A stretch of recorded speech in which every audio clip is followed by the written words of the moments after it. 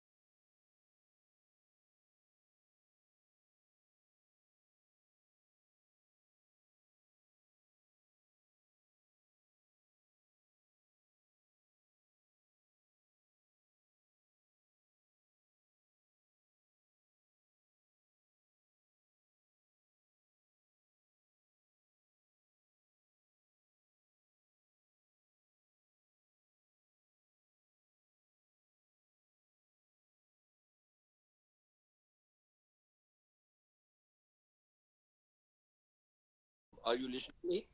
Hi, Dogar. Yes. I see Are you're you listening to me? unmuted. No, It's do you Jane. hear me? I can hear you. How are you? Again, Councillor Gradison, I'm just wondering what your inmate number is with the white walls and the orange shirt. Hey, I got the same shirt. 231.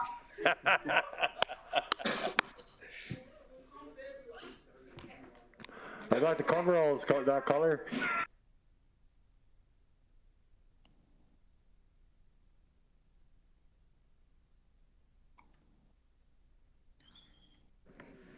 Confirming. Good evening, council members and those who are joining us by Teams this evening, confirming that we are live and ready to proceed whenever council's ready. Thank you. Thank you, Jade. I'll call today's meeting to order. Help acknowledge that the land on which we live, learn, work, and play is Treaty 8 territory, the traditional lands of the Cree, Dene, and unceded territory of the Métis.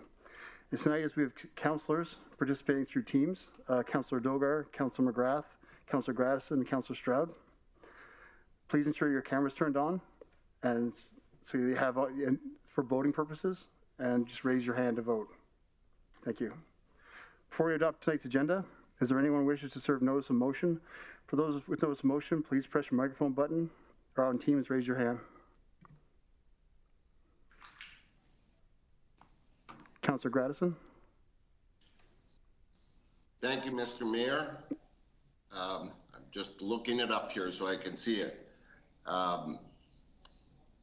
Serving notice of my intent to bring forward the following motion for council's consideration at the February 8th, 2022 council meeting, that administration be directed to bring forward a bylaw to create a community investment program committee with 1/4 of the membership appointed from the social profit sector to review the community investment program in its entirety and provide recommendation to council on improvement to increase efficiencies and create synergies, elimination of duplicated services, including, oh, now it went small, including those services provided by the municipality itself. C, establish a criteria beyond the funding application that includes outcomes and measurements. And D, the creation of a committee to review all future funding applications with the exception of facility funding requests and to make recommendations to council to ensure that the residents and taxpayers of the region receive the best value from the grant funding available. Thank you. Thank you, Councillor Gradison. Can I have someone make the motion to adopt the agenda?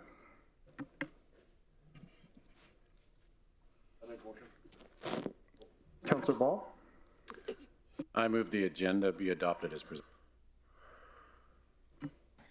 Can someone second the motion? Councillor Cardinal.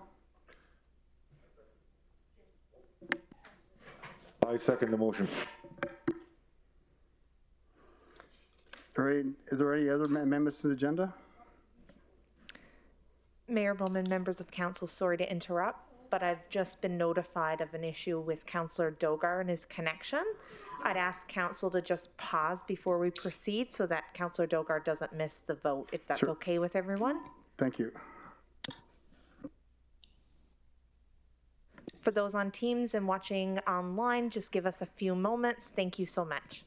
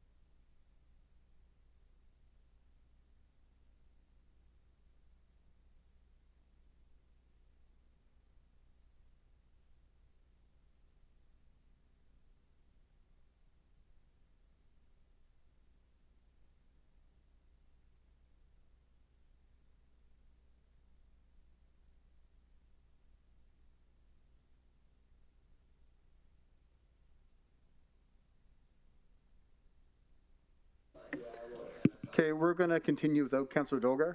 He can't seem to get connection. So can I have someone second that motion? Okay, thank you. Are there any amendments to the agenda? That's where it was. I'll call for a vote. All in favor, please raise your hands. Councillor McGrath?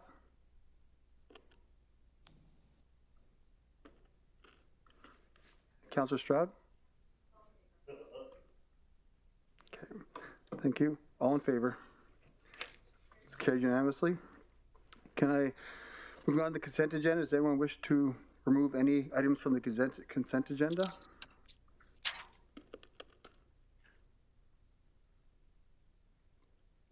Councillor Stroud, you have your hand up there?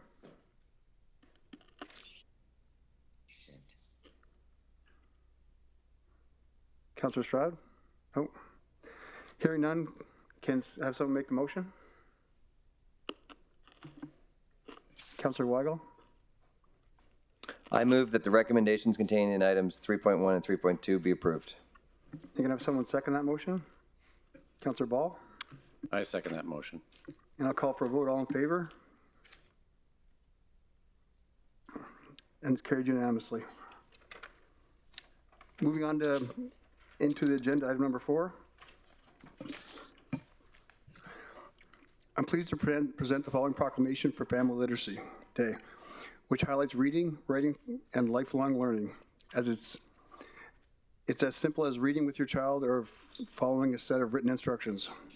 Whereas Canadians are aware of the importance of reading and participating in literacy-related activities as a family, and whereas by reading to your children and engaging in fun literacy activities, parents are actively keeping their own skills sharp and strengthening family relationships.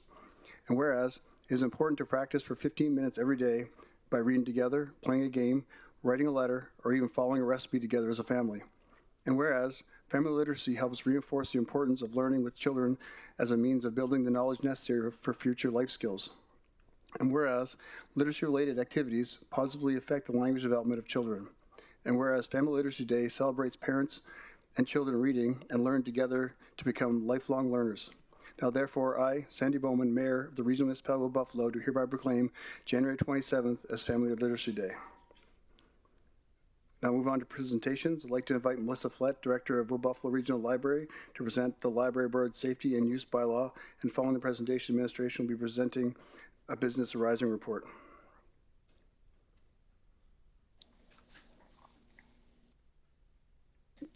Good evening, Mayor and Council.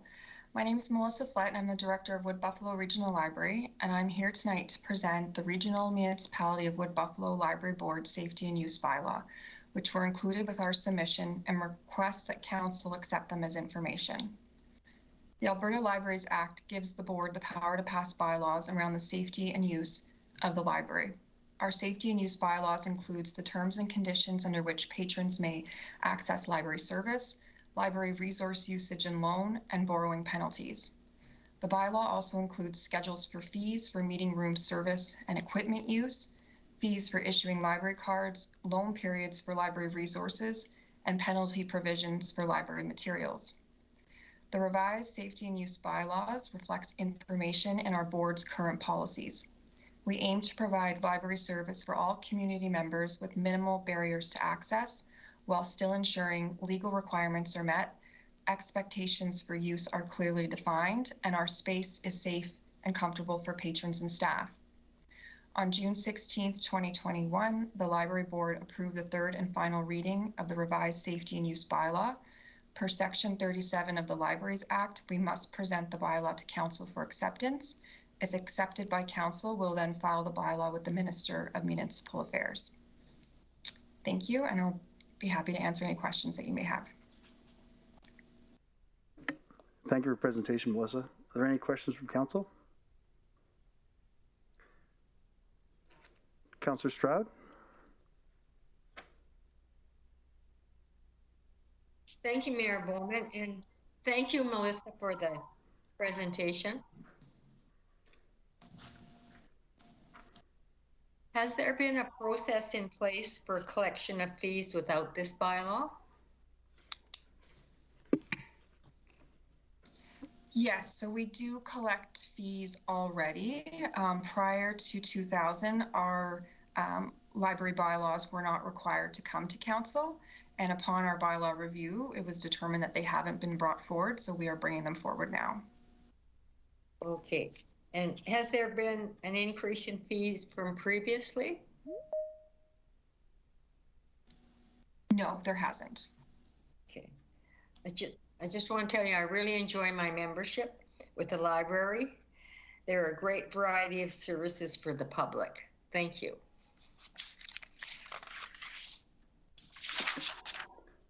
Thank you, Councillor Stroud. Are there any other questions from council? Not seeing any. Thank you, Melissa. We'll go now into the Business Arising Report and invite Chris Davis, Legal Services, to speak to the Library Board Safety and Use Bylaw. Thank you very much, Mayor Bowman and members of council. I think that Ms. Flett went through the requirements and provided an explanation as to why this report was prepared. Under the Libraries Act of Alberta, there is a provision requiring that for the purposes of safety, loans, and administering and collecting on fees and charges, that there has to be a bylaw. There isn't a requirement that the bylaw be passed by you as council, simply that the board prepare it. And in response to that, they have brought this forward to council for information today. Thank you, and I'm available for any questions. Thank you for that presentation, Chris. Can I have someone make the motion to receive this item as information? Councillor Boussier? I move that council accept the Regional Municipality of Wood Buffalo Library Board Safety and Use Bylaw as information. Thank you. Can I have someone second that motion? Councillor Banjoko? I second the motion. Thank you. And Legislative Services, do we have any delegates for this item? Thank you, Mayor Bowman. We have no delegates for this matter. Thank you. Are there any questions of council followed by debate points for Chris? No. I'll call for a vote. All in favor?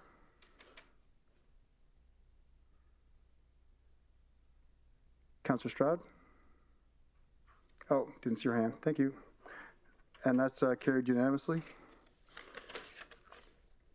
Our next presentation is a flood mitigation overview. I'd like to invite Dennis Ward, Director of Engineering, to make a presentation. Thank you, Mayor Bowman. CAO Jamie Doyle here. I want to give a bit of an introduction to this as we begin. What you're going to hear this evening is an overview of our flood mitigation program. As part of the agenda package, there is a detailed report that covers the work that's taken place recently and years prior. This is also available to the public in this meeting's council package. It'll also be available on our flood mitigation webpage. This evening, we're not really speaking to new developments in the program, but we're bringing together the information we have on the initiative so that we all have a better understanding of it. Administration recognizes that members of council have had different levels of experience and knowledge with the 2020 ice jam flood and with flood mitigation. And this overview is to supplement that knowledge and experience so that we have a full picture of flood mitigation program where we are. Presenting this evening, of course, as you mentioned, Mayor, is Director of Engineering Dennis Ward, and he's supported by Kelly Hansen, Director of Strategic Planning and Program Management. The Director of Strategic Planning and Program Management, she's been quite involved in flood mitigation and coordinating all of the groups that are touching this program so that we're not duplicating service and that all business lines are working together. With that, Mr. Mayor, members of council, I'll turn the floor over to Dennis. Thank you.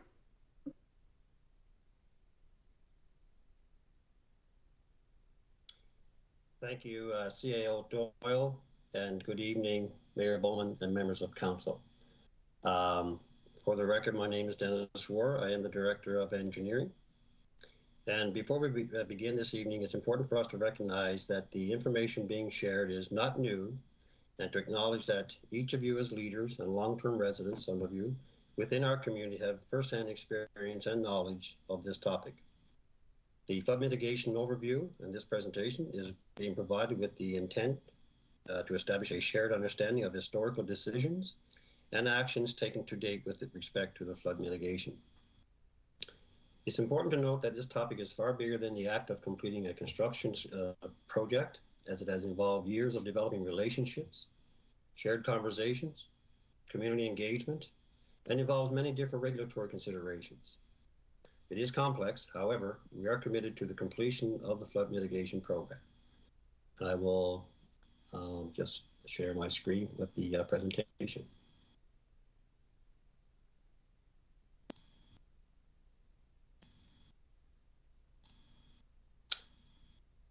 If I could get someone to acknowledge that they could see my screen.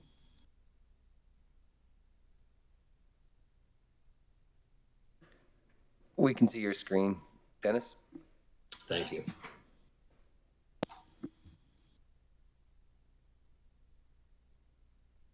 I'd like to take you through this timeline. This presentation summarizes decades of information and technical reports in a relatively short amount of time. An additional level of detail can be found in the flood mitigation overview report, which is attached to the agenda packet. The report provides a more detailed chronology of the historical decisions, actions, and closes with an overview of the program's current status. With the understanding that the report provides further detail, I would like to walk you through the high-level milestone on the timeline that has brought us to where we are today with respect to flood mitigation.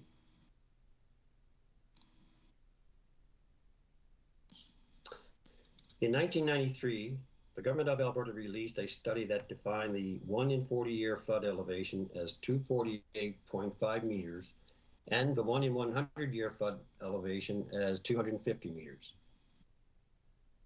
In 2000, the municipality engaged a consultant to develop conceptual plans for flood berms in the lower town site, commonly referred to as downtown Fort McMurray and waterways. The report is often referenced as the 2000 Trillium Report. It recommended either building to the 1 in 100-year elevation or alternatively diking to the 1 in 40-year elevation as a reasonable interim measure. Between 2007 and 2010, Prairie Loop Boulevard, which consists of which is part of Reach 86, was built to the 1 in 40-year flood elevation.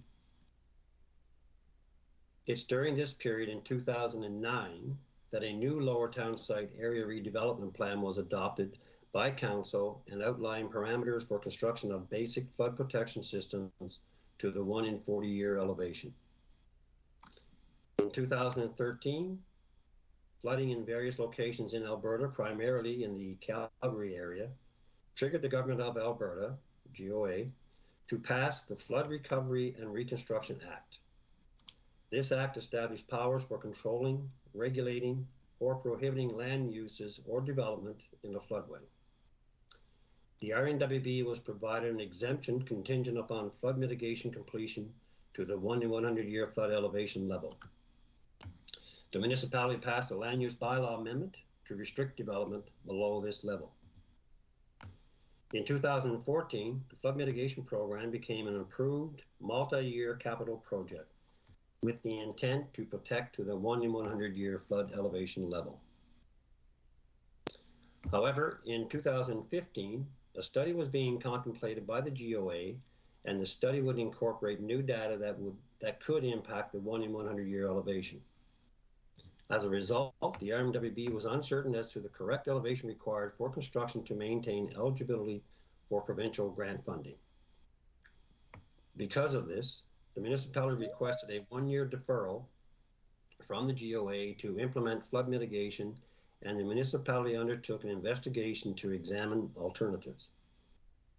The alternatives included self-insurance and operational mitigations such as ice breaking. In 2016, the region was impacted by the Horse River wildfire. The municipality sought reassurance from the GOA regarding the implications of rebuilding in a flood-prone area and any associated impacts on availability of disaster recovery program, or DRP, funding for those affected. The GOA issued a letter to the municipality in December of 2016 allowing rebuild in the flood-prone areas, given that the municipality had already committed to structural flood mitigation for the lower town site.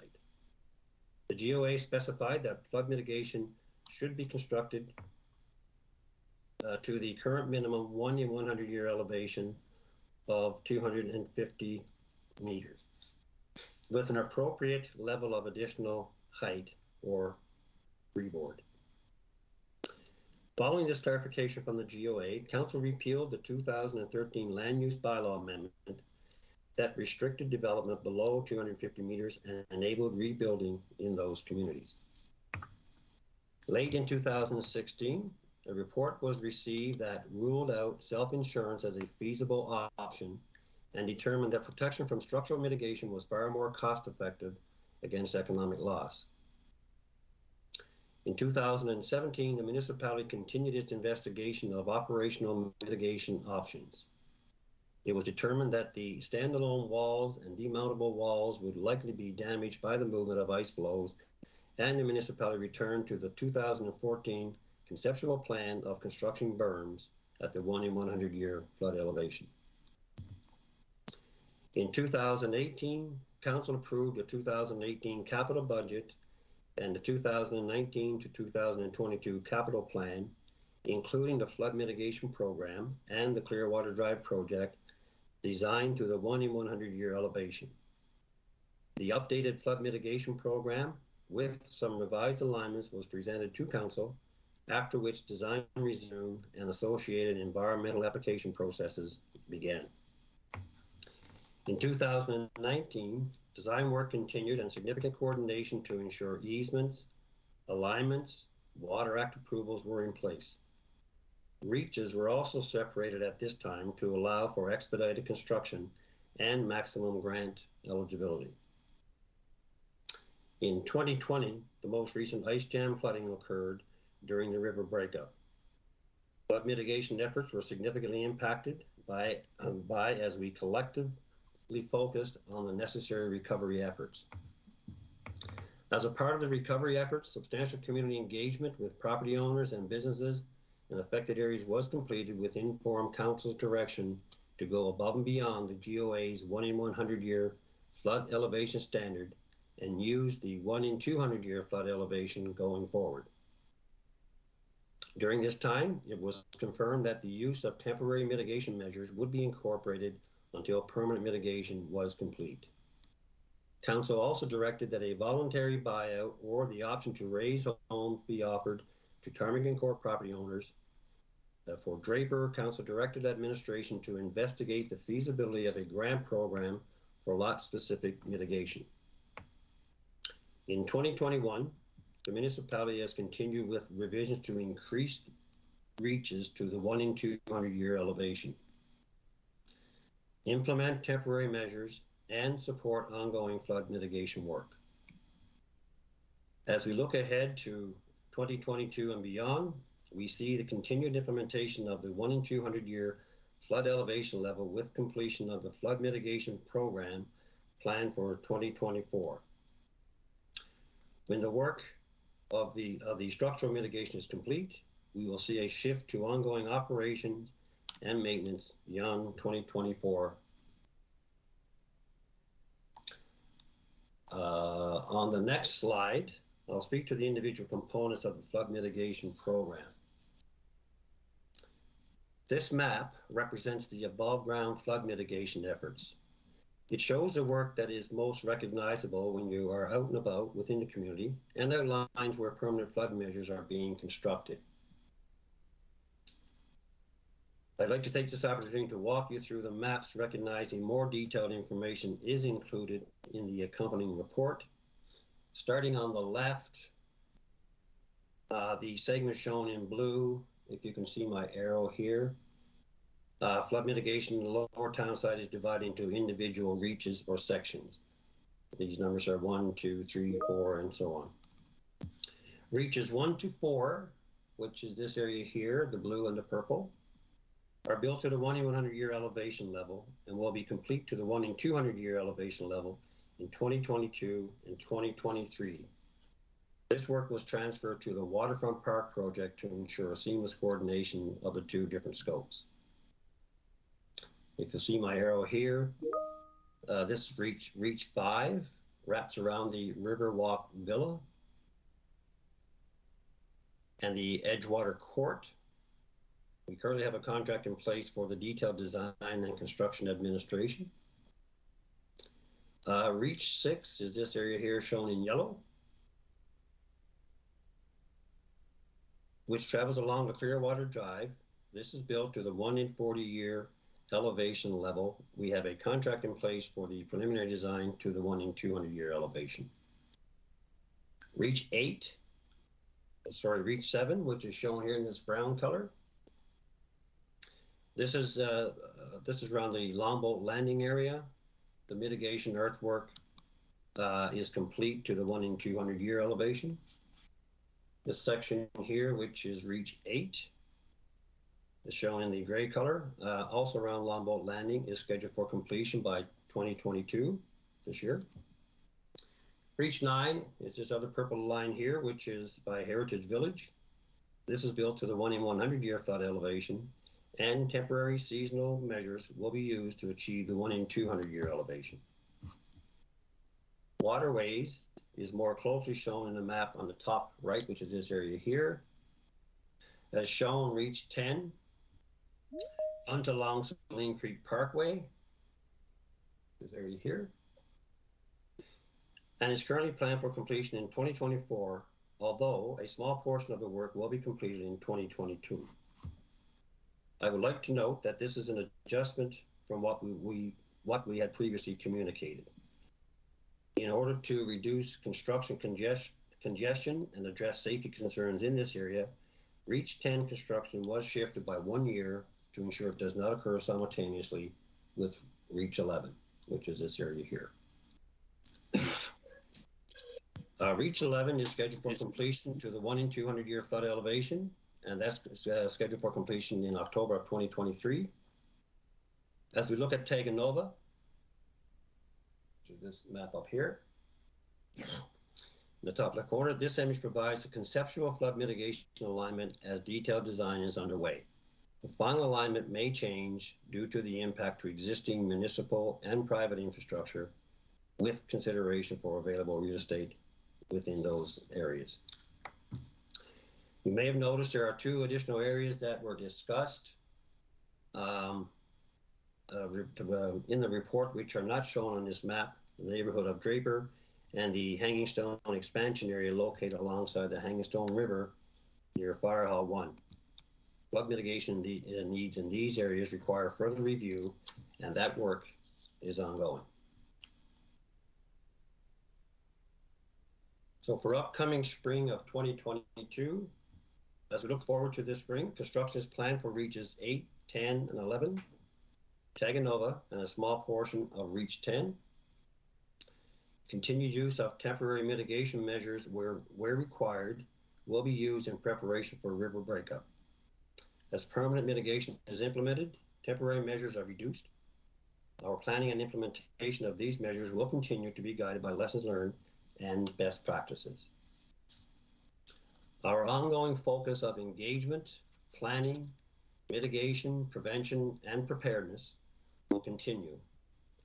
Residents can expect to see work take place in the community, and we will continue to share information with the public as we move ahead. Thank you. Thank you, Dennis. I have one quick question, Dennis. When it comes to Reach 8, there's a temporary and the permanent there. Can you explain, I know it's going to be a question by the public, the reason there's two basically either berm or a permanent structure there?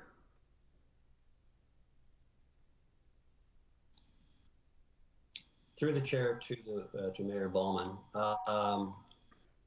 I'm not sure, you're talking about Reach 8 here? Yeah, so we have the yellow, which I believe is the temporary, and then we have the gray, which is going to be the permanent?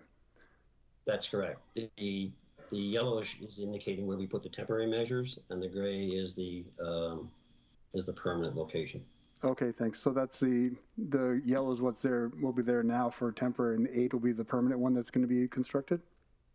Through the chair to the mayor, through the chair, that's correct. Thank you. Is there any other questions from council? Councillor Dogar? Mr. Mayor, did you hear me properly? Yes, we can. Oh, thank you very much. Happy New Year to everybody. Hi to everybody. Sorry for the inconvenience caused to you. My question is, there are two portions of that question. What is temporary mitigation and permanent? What is the difference? And secondly, this flood history, we have a lot of 17 floods before also. So why didn't we do any proper measures till today? And who is responsible for that? What is the one thing that needed the most we should have done that we did not do? These are the two questions. Thank you. Through the chair to Councillor Dogar, and joining me this evening is our program manager for flood mitigation, Ms. Maureen Nakaneshny, and she can take any questions. She's been working on this flood mitigation since for the last 5+ years, so I'll pass it along to Maureen.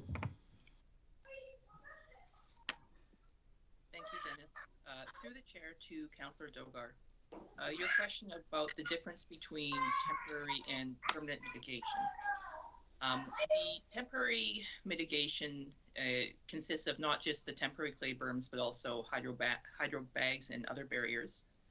The temporary berms are not built to as high of a standard as our permanent berms. So for an example of the temporary berms, you can see the bare clay berms beside Clearwater Drive by the Heritage Marine Park. And for an example of the permanent mitigation, you could see the raised trail behind River Park Glen and also the 4-lane section of Clearwater Drive. So those are built with higher standards, and they're also nicely landscaped and intended to be an asset to the community when they're finished. We will be removing the temporary berms and the temporary mitigation as the permanent mitigation advances. So for example, for Reach 8, we won't have 2 systems in place in time forever. Once the permanent mitigation is done, that will be it. There will only be permanent mitigation there, and the temporary mitigation will be removed. As to your question about why no proper measures were taken previously, that's a bit of a complicated issue. Actually, the very first flood mitigation measure that was installed in the community was the causeway to McDonald Island. That was installed as a way to reduce flood severity, and it actually did work. It did reduce the severity of the floods and move the ice jam locations. We have done work in increments. So for example, Clearwater Drive Reach 6, a 2-lane section that was built to the 140 elevation, and also Saline Creek Drive by Waterways that was also built to the 140 elevation. I think previously work was stymied by the price tag. It was very intimidating price tag at the time throughout the history of the community. And we didn't have, I don't think we really had the financial resources to pull it off until more recently. I hope that answers your questions. Thank you.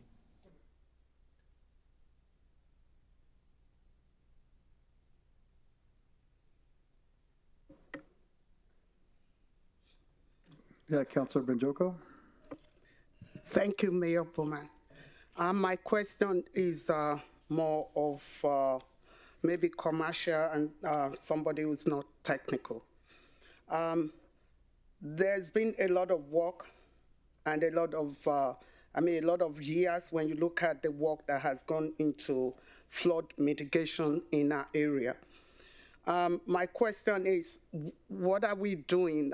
Maybe this question is to administration or to council. What level of assurance can we give our residents and businesses in downtown area, given that our focus as collectively is to revitalize the downtown area and to increase level of businesses and bring life back to the area. So what can we tell our residents at this point? Should there be flood? Are we in a better place than we were 2 years ago or thereabout when we had the last flood? I think that's what most of our residents in downtown would like to know, and I would like to know if there's anything. Insurance is, of course, much more difficult for residents and businesses downtown. That's, again, another question. Is there any form of support, or what have we done as an administration? Thank you. Through the chair to Councillor Banjoko, it's CAO Doyle here. Thank you for the question. I'll address your first one first, and then maybe once I've finished, I'll ask Dennis and Maureen to help. I think we are in a much better position now than we were 2 years ago, of course, with the temporary and permanent mitigation efforts that we've done. And secondly, to the question about insurance, it's one of the things that we've been hearing quite readily is the availability of insurance or lack thereof. And I've had some conversations with some insurance folks, and I think there's more to be had about how the municipality can support. I don't know what that looks like yet, as we're still having those conversations, but I think it's a conversation I'm looking forward to having with some of our insurance providers. Aside from that, Councillor Banjoko, I'll ask Dennis or Maureen to add in maybe some more details about what we've done or how better off we are from now as we were 2 years ago. Thank you. Thank you, CAO Doyle. Through the chair to Councillor Banjoko. Yes, we've made some improvements in how we actually prepare with our temporary measures for flood mitigation from what we learned from the 2020 flood, of course. And as we outlined, putting in permanent mitigation will certainly help with any water getting into our downtown. That's the goal of the program. And once we get those permanent solutions constructed, then we will have that protection. But in the interim, we will continue to implement temporary mitigation efforts as well. And we've done a lot of research, and that's in planning as we speak. And so yes, we do feel that we are comfortable with what we're doing right now with temporary, and then of course the construction of our permanent solution. Thank you. Councillor Stroud. Thank you, Mayor Bowman, and thank you for the presentation, Dennis. Does the province set the guidelines for flood elevation in the municipality? Through the chair to Councillor Stroud, yes, they do, and I think Maureen can confirm that, but they're the ones that give us the elevations. That's correct.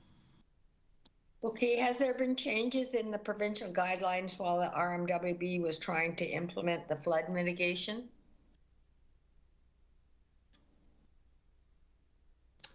Through the chair to Councillor Stroud, I'll direct your question to Maureen as she has those timelines.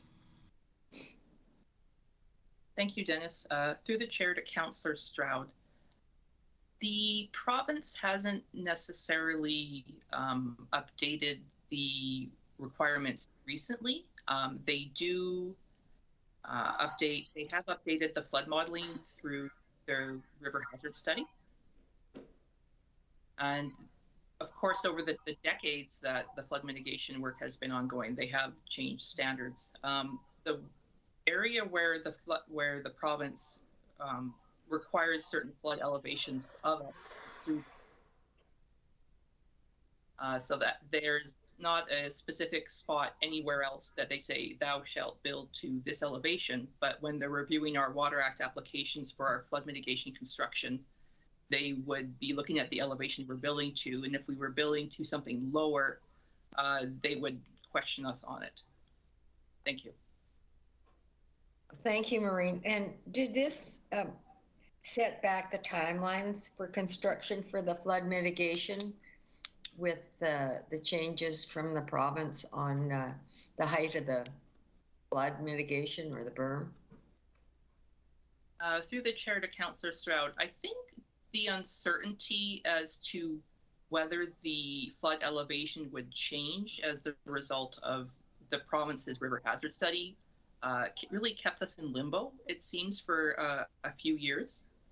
And it feels that some of the time that we took to investigate alternative measures, such as the demountable walls and whatnot, was time that we didn't necessarily progress as far forward in the program as we could have.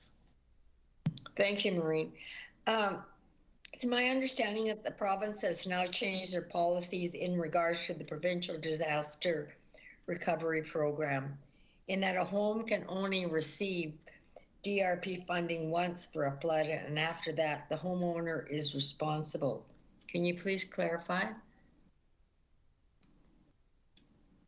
Through the chair to Councillor Stroud, that is my similar understanding, that not just for a flood, that for any particular disaster, a address is only eligible to receive funding once. I invite other members of administration to give their comments on that one. Thank you.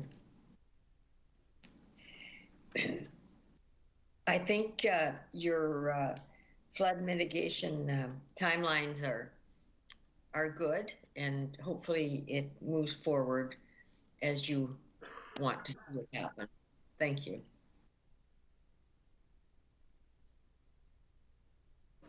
Yeah, I think also, Councillor Stroud, to add to that, I believe the 1 in 40 to the 1 in 100 change after the 2013 floods we had. I think that was when the guidelines changed in our province in that presentation. Councillor Boussier. Thank you, Mayor Bowman. Through the chair to the presenters. Just, I guess, with the 1 in 200 mitigation, we're going to 250.9 plus there's a half a meter freeboard. Is that correct? No. Through the chair to Councillor Boussiers, that the half a meter freeboard is included in the 250.9. Okay. And that's the 1 in 200, correct? No. That is correct. Okay. Last year when we did flood, what was the peak? Was it 248 or 249? It was less than 250, correct? You're correct, Councillor Boussiers. The 2020 flood peaked at around 248.9 on the Clearwater.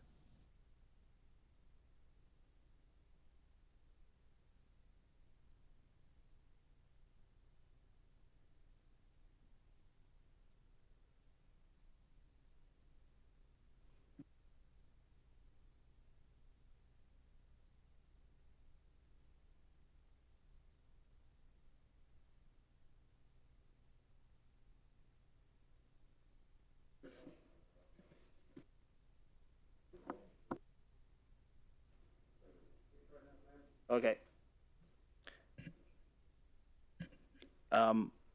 This just a long story short. The 2020 flood was much worse than 77, correct? Through the chair to Councillor Boussiers, yes. Okay. I believe it was nearly a meter higher. Okay. So just, I guess, for people listening, what does the final flood mitigation look like? So if we're driving Clearwater Drive, is the drive going to be brought to that level? Is there going to be, like, I'm hoping that the dirt isn't going to remain there as a permanent fix. I guess I'm just wondering, do we have a final drawing or a final picture of what flood mitigation will look like when it's completed in 2024? Through the chair to Councillor Boussiers, if you're referring to the main section of Reach 6. No, yeah. Just, oh, sorry. In general? Yeah, let's say if we just drove from the Raphael Cree or the Tom Weaver boat launch all the way down to the Haxton Center. Sure. Through the chair to Councillor Boussiers, we do not intend to leave bare piles of dirt anywhere as part of our flood mitigation program. It is intended that whether it's an elevated road or a berm or a retaining wall or something to that effect, it is intended that the flood mitigation will be fully landscaped, and it will be it will form part of our park systems and our amenities in the community. So for example, the 4-lane section of Clearwater Drive by Sarika's, that's an example of what we would expect a finished flood mitigation to look like for an elevated road. The elevated trail behind River Park Glen and now behind Heritage Village, that's an example of what a finished berm would look like. There'll be trails, there'll be benches, and other amenities like that. Okay, so I guess last question. So is the top of the dirt that's currently by Riverwalk Villas or down by Riddell Street, is that the 250.9? The top of the hill or the top of the mound or top of the dirt? Through the chair to Councillor Bousier's, no. I believe the temporary mitigation was generally constructed to 250 meters. The 4-lane section of Clearwater Drive by Sarika's, that's 250.5 for comparison. So we would need to come up another 40 centimeters, just over a foot from the peak of that section there for a bit of relative explanation. I believe the floor level of Riverwalk Villas is at 250 even.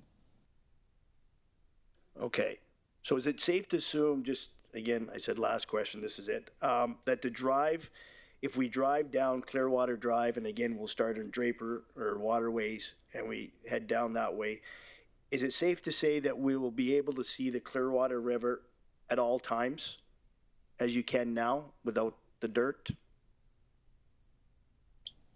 Through the chair to Councillor Bousier's, for the Draper and Waterways section, you will, because our flood mitigation in that area involves raising the road, so you would be able to see the river quite clearly. No dirt, just landscaping. For Reach 6, the municipality has 3 concepts that we're going to be taking for public engagement to get public feedback on. The concepts are a berm beside the road, which would impede the view of the river, raising Clearwater Drive, which would enable you to see the river, and a separated grade lane, which has one lane of traffic higher than the other, and you may not be able to see the river from the road.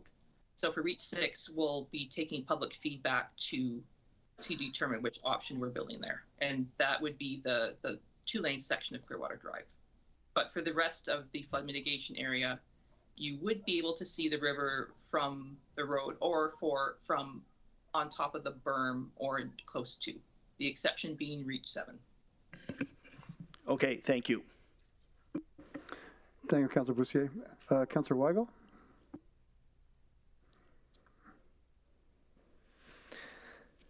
Thank you, Mayor, and through the chair to the presenters, thanks so much for the presentation. I just want to talk about Draper a little bit and jumping into it. I guess through the timeline, I'll ask a couple questions and we'll kind of go back and forth. But in 2013, we talked about an exemption from the government when they that they provided to Fort McMurray and Drumheller based on the flood level. I guess I wonder, was Draper taken into consideration at that point that it was already in a floodplain, and was a plan made at that point? And then jumping to 2020, when we got the grant feasibility program, 2016, when the Horse River fire went through, we were granted to be able to build in the floodplain due to the fact that there was mitigation projects already in place. Again, was Draper taken into consideration of this, as there is no, that I can see, any flood mitigation present for Draper? And then just jumping to the end of the presentation, even into 2020, it does say in the report that we were going to be talking to each individual owner lot by lot. I'm wondering if we actually reached out. Was that done by survey, I heard, or did we actually go lot by lot and talk to each individual about the options, and was there options? And I guess we ended on the fact that everything was under further review and ongoing. And I guess for the residents of Draper, what does that look like? Is there a timeline? We're 2 years in without an actual plan to be able to move forward there. And so I believe a lot of them would like to know more of a timeline of when we can actually start talking about this and putting something on paper. Thank you.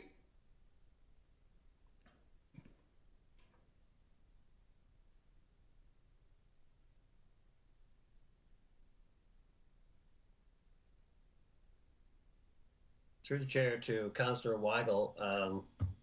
Just the first part of your question, I guess I can defer to Maureen with regards to the previous history of it. But with regards to Draper, as we said, there is some efforts that we were asked to look at with work that's ongoing, and we're still working on Draper to come up with the raising of properties and so on and so forth. So that's a work that we're hoping to have some. We will be able to give further update within 60 days, a better understanding of where we're at with that. But we have been doing a lot of work, research, speaking to people and looking at different options in order for us to put the grant program together. And just as recent as today, I spoke with a resident in Draper who was going to share some information with me based on some work that they had done with their own property, just to give us an idea of what they're looking at. So that's the piece that we definitely will be ongoing. But again, hope to have something in that within hopefully the next 60 days or so.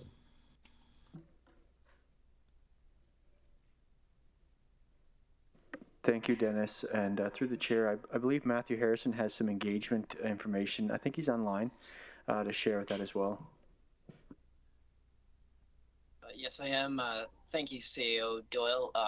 Through the chair to Councillor Weigel.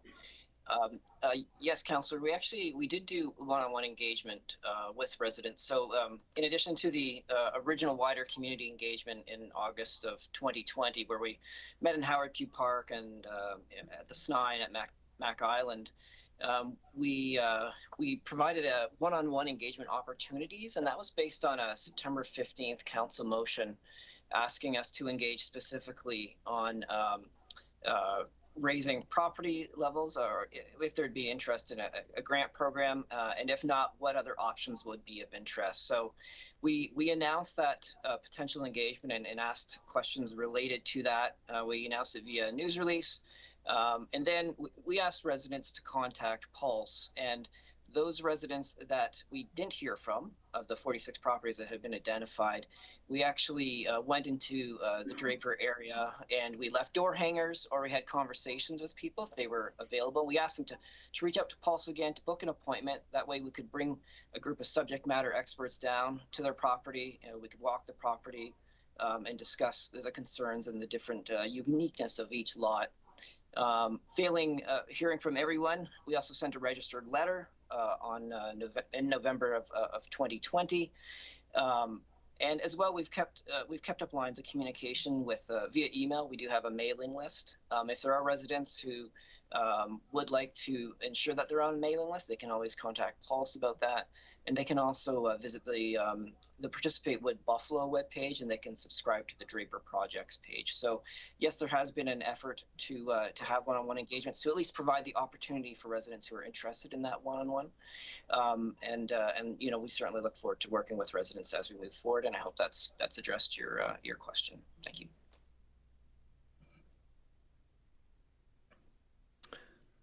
Thank you, and through the chair to the presenters. I appreciate that. I guess I have two questions. Well, I got a couple questions.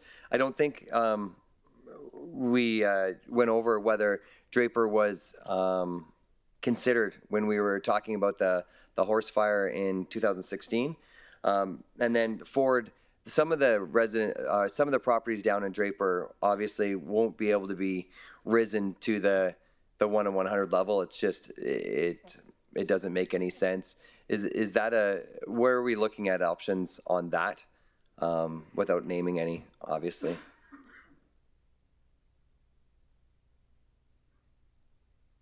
Through the chair to Councillor Weigel, I'm not 100% sure if Draper was specifically named in the discussions after the 2016 wildfire.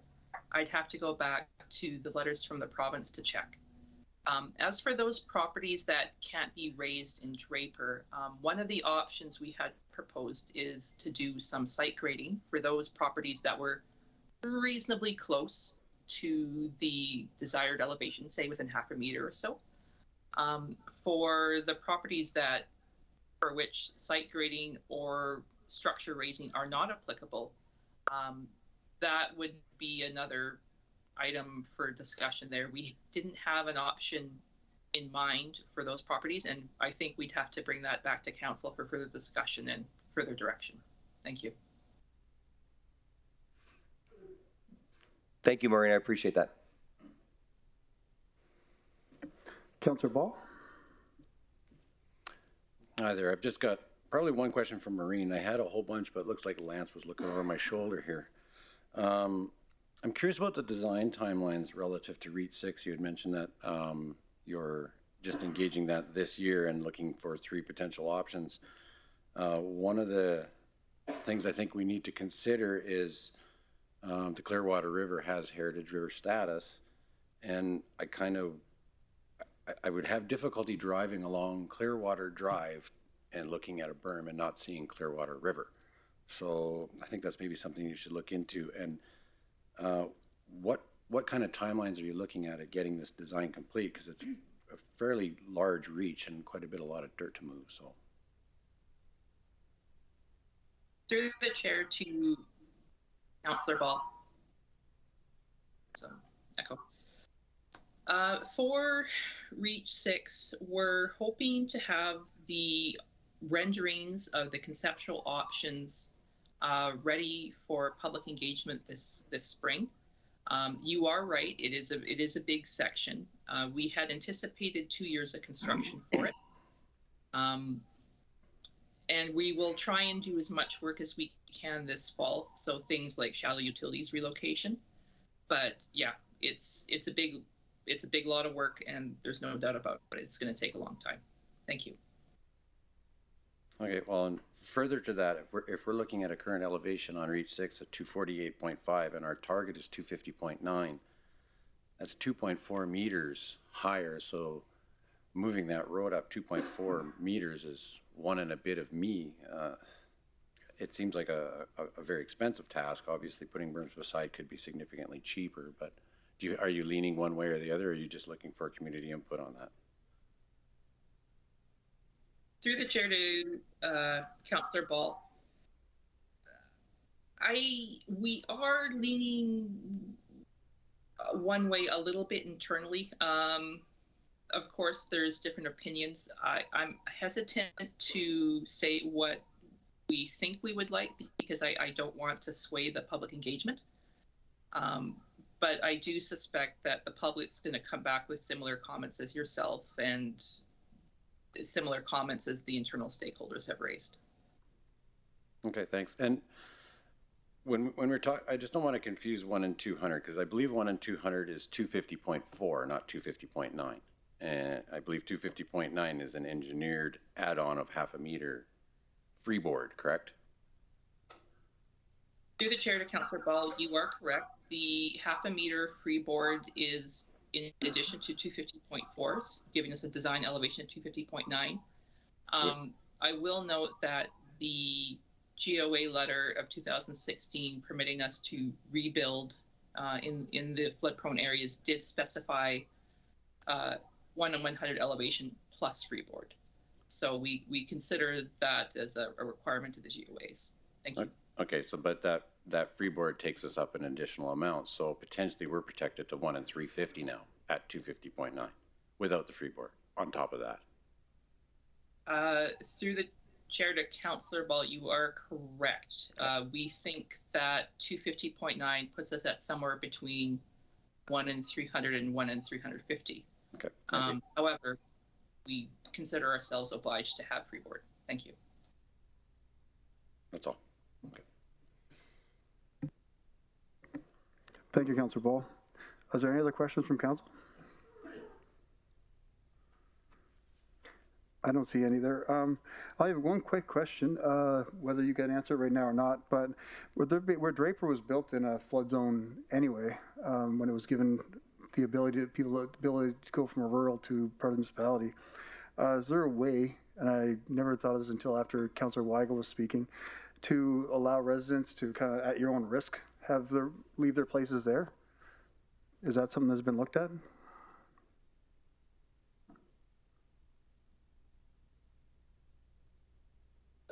Through the chair to the chair. I don't recollect that was any discussions that we had, but maybe I can defer to my colleague Brad McMurdo if he has information on that.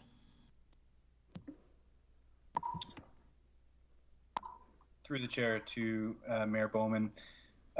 If I understand the question correctly, you're asking, the question is whether or not we can allow people to remain in the community of Draper. Is that correct? Yes, just the ones that aren't able to get up to the level that we're requiring. If their houses can't be build up to that level for flood protection, is there a at your own risk type of thing they can do rather than making people move or buying them out? Through the chair to your worship, certainly.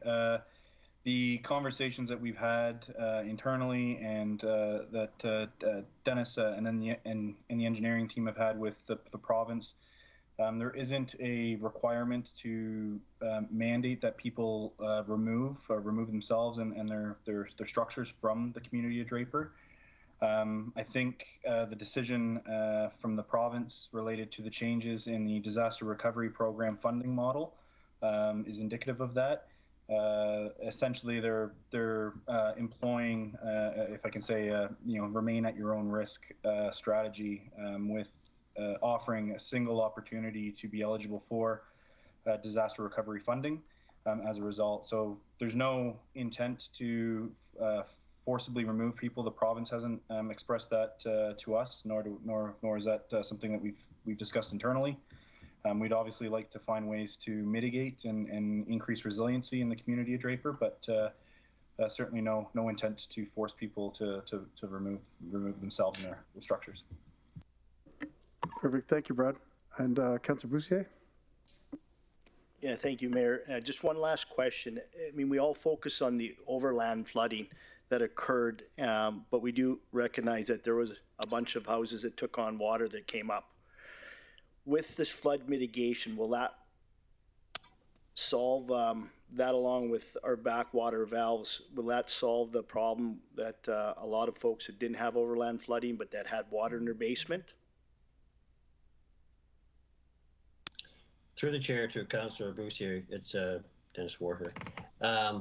Yeah, we've taken mitigation efforts with our below ground infrastructure as well, and my colleague here, Antoine Rim, can certainly add to that, but that's certainly part of the whole mitigation effort as well, for sure. Okay, thank you.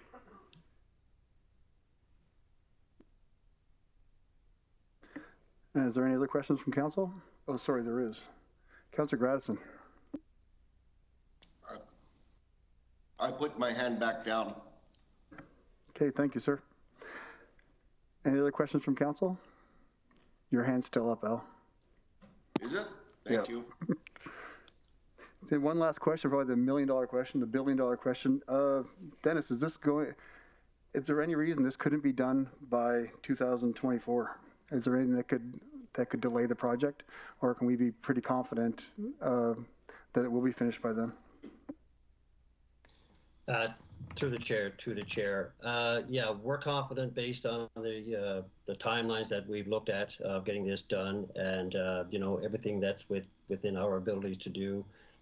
This is a very important work for us, as you know, and we're confident in the timelines that we currently have set out.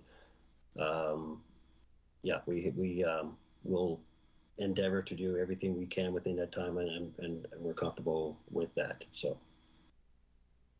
That's very much appreciated. Is there any other questions from council? Seeing none, thank you, Dennis. Thank you, presenters. Sorry, Councillor McGrath, go ahead, sir. Sorry, sir. Thank you, through the chair. I just want to say that, this is a long debated issue in the community, and certainly I don't think it's lost upon anybody around the horseshoe today or back in 77 when we had our first event.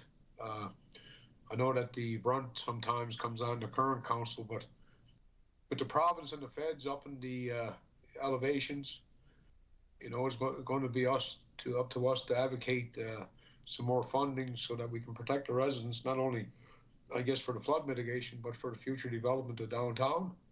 And appreciate what the staff has been through, because as far as consultation goes, there's been many days spent door to door in affected areas. And, my hope would be that a community that moves over 4 or 5 million meters of dirt a day, we could certainly exceed having it done before 14 if we work with our partners north and south. And I think that as we push forward, the proper levels of government that are stipulating building elevations would come forward too with the purse. This is not a project that's a decade behind. It's probably 50 years behind. So appreciate the staff's time, the people that have been affected, and hopefully we can put this to bed before the next couple of years. Thank you. Thank you, Councilor McGrath, and thank you to the presenters for all the information. And moving on to new business, I'd like to invite Dennis Fraser, Director of Indigenous and Rural Relations, to introduce Indigenous Community Capacity Grant Program, Policy FIN 250.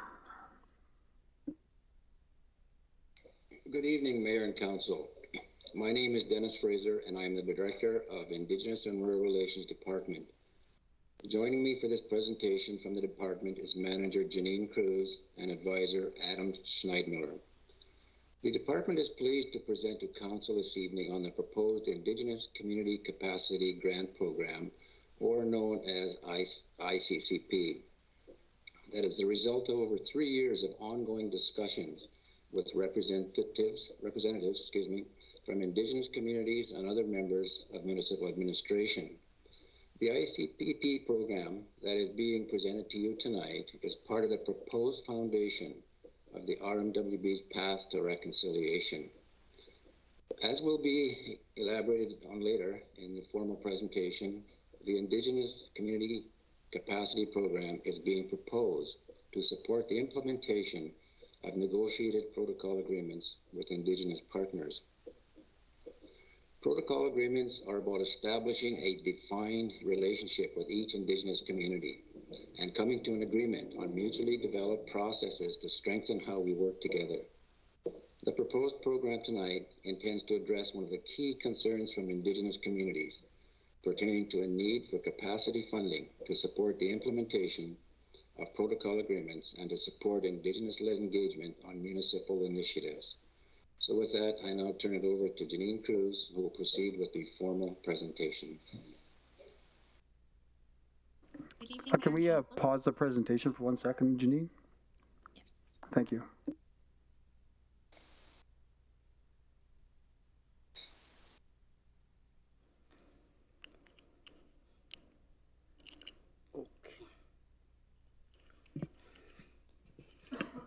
Thank you, Mayor Bowman. This is just to openly declare that one of my family members work in one of these Indigenous companies, and I have also checked, doing my due diligence with the legal assistance, and it's been cleared that I have no known commercial interest. But I want it on records that I have a family member that works for one of the Indigenous communities that is asking for grant. Thank you. And if you would like me to step out at any point, I will be ready to do so, and I don't have to vote. Thank you. Thank you, Councillor Bajoko. So you sought legal advice and they told you didn't have a security interest? Yes, and I have that in writing. Okay, then. Thank you. Then you're fine to stay and vote. Thank you. Thank you, Mayor Bowman. we can continue the presentation again. Thank you. Okay, thank you. Good evening, Mayor and Councillors. For the record, my name is Janine Cruz, Manager of Indigenous and Rural Relations, and tonight I'm pleased to be presenting to you information on the Indigenous Community Capacity Grant Program. RMWB's 2018-2021 strategic plan identified rural and Indigenous communities and partnerships as one of 4 key strategic priorities. Within this priority were several key initiatives, which included Strategy and Initiative 4B, Indigenous Consultation. This initiative identified the development of a consultation policy for Council consideration, and that is what brings us here before you this evening. Given that there is an extensive history to this initiative, I'd like to take a little time to go into detail about how we got to where we are today. Development of a Municipal Indigenous Consultation Policy, or MICP, started in May of 2019. The RMWB hired a consultant to complete a jurisdictional review, undertake Indigenous engagement, and draft a policy. Engagements were conducted with Indigenous partners between October and November of that same year. Indigenous and Rural Relations, or IRR, the department leading the project, received an engagement report along with recommendations on how to move forward with the consultation policy. The engagement report also contained a lot of valuable feedback and highlighted several concerns that were common amongst Indigenous communities.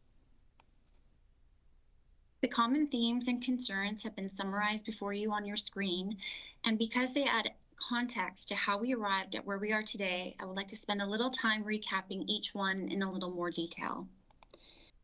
Indigenous communities express broader concerns than just land-based consultation or duty to consult type issues, which the municipal consultation policy in its early phases was primarily focused on. There was concern that a land-based consultation policy would have too narrow of a scope to address concerns like service delivery, emergency management, or matters related to programs and initiatives undertaken by the municipality. There was also skepticism regarding the RMWB's ability to develop and effectively execute a consultation policy. There was concern as to whether there was internal capacity with the appropriate resources to do so, given the structure of the organization at that time. Another consistent theme raised centered around what was perceived to be ineffective communication, a lack of meaningful engagement, and the need for more interdepartmental coordination, especially as it relates to service delivery and the establishment of municipal priorities, strategies, and plans. It was unclear if a consultation policy was the best way to address these. The most common theme expressed by Indigenous communities was a concern over the existing relationship with the municipality and the sentiment that it could be improved if it was defined more clearly.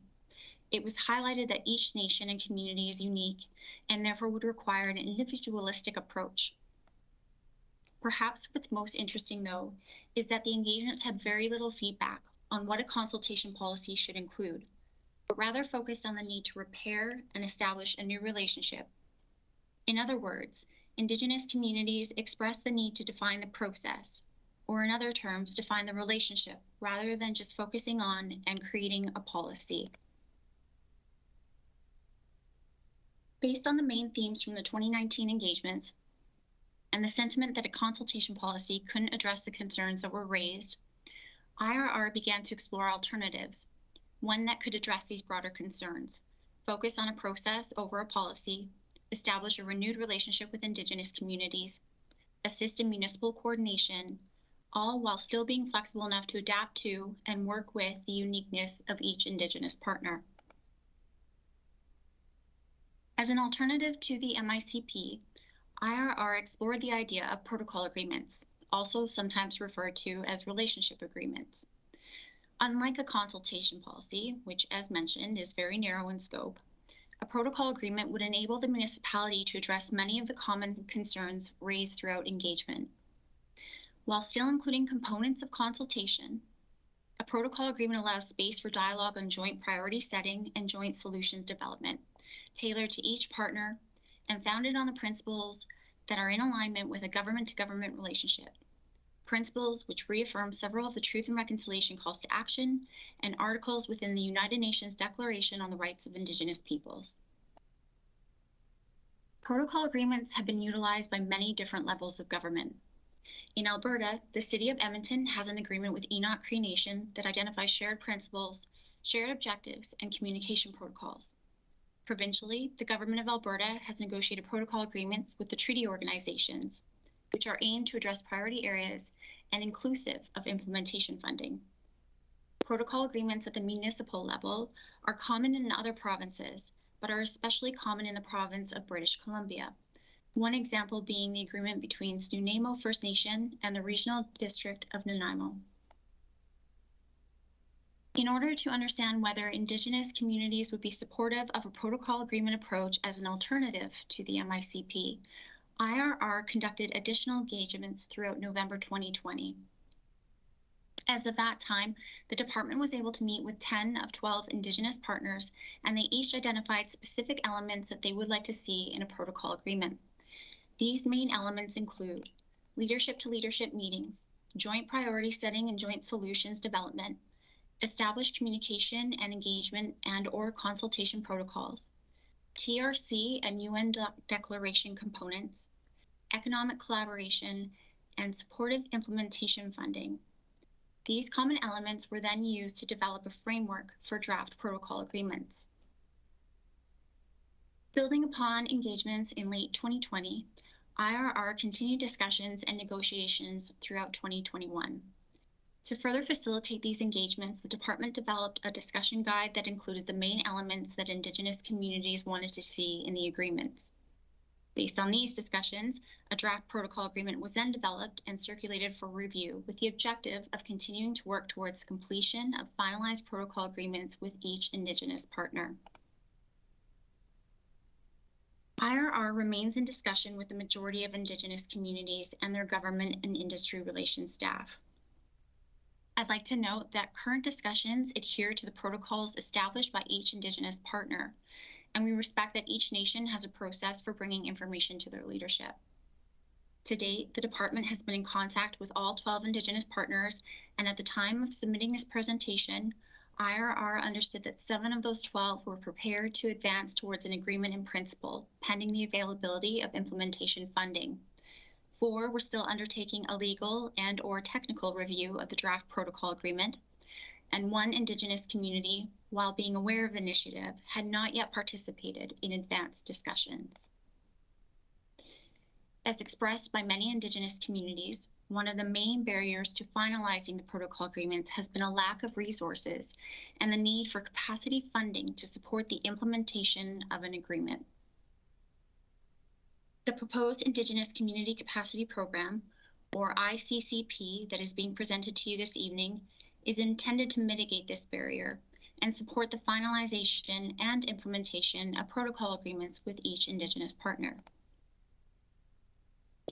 The ICCP supports several municipal priorities and commitments to Indigenous peoples across the region, including engagement and collaboration on the 29 TRC calls to action adopted by the RMWB, including the RMWB's commitment to exploring the UN Declaration as the framework for future reconciliation activities, and the establishment of a renewed and defined relationship while enabling more meaningful participation and collaboration with Indigenous communities on municipal projects, programs, and policies.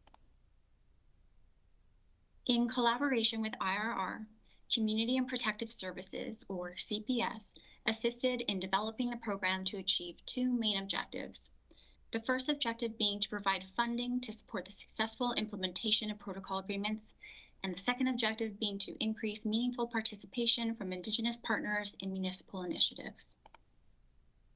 The program, if approved here this evening, would provide up to $125,000 to each eligible Indigenous community, with up to $100,000 to support the implementation of protocol agreements and up to $25,000 to support Indigenous-led engagement on various municipal initiatives.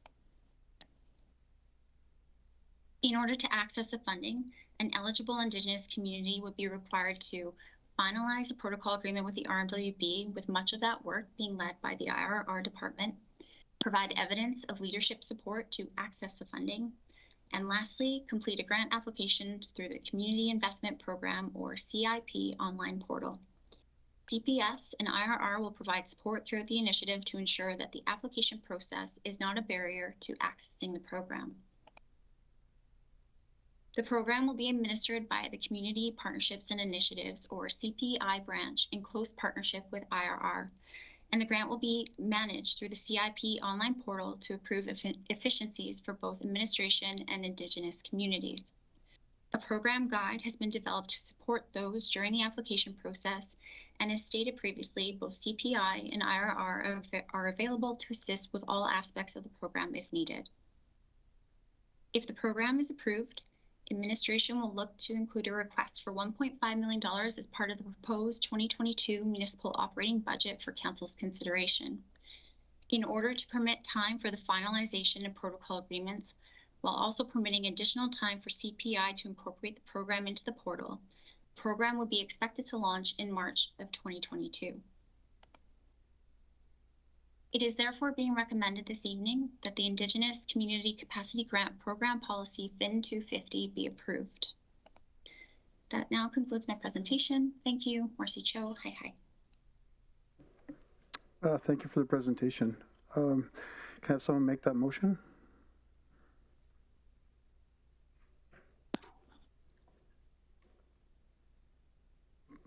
Councillor Weigel? Hello? I move that the Indigenous Community Capacity Grant Program Policy FIN-250 dated January 25th, 2022 be approved. Thank you. Can I have someone second that motion?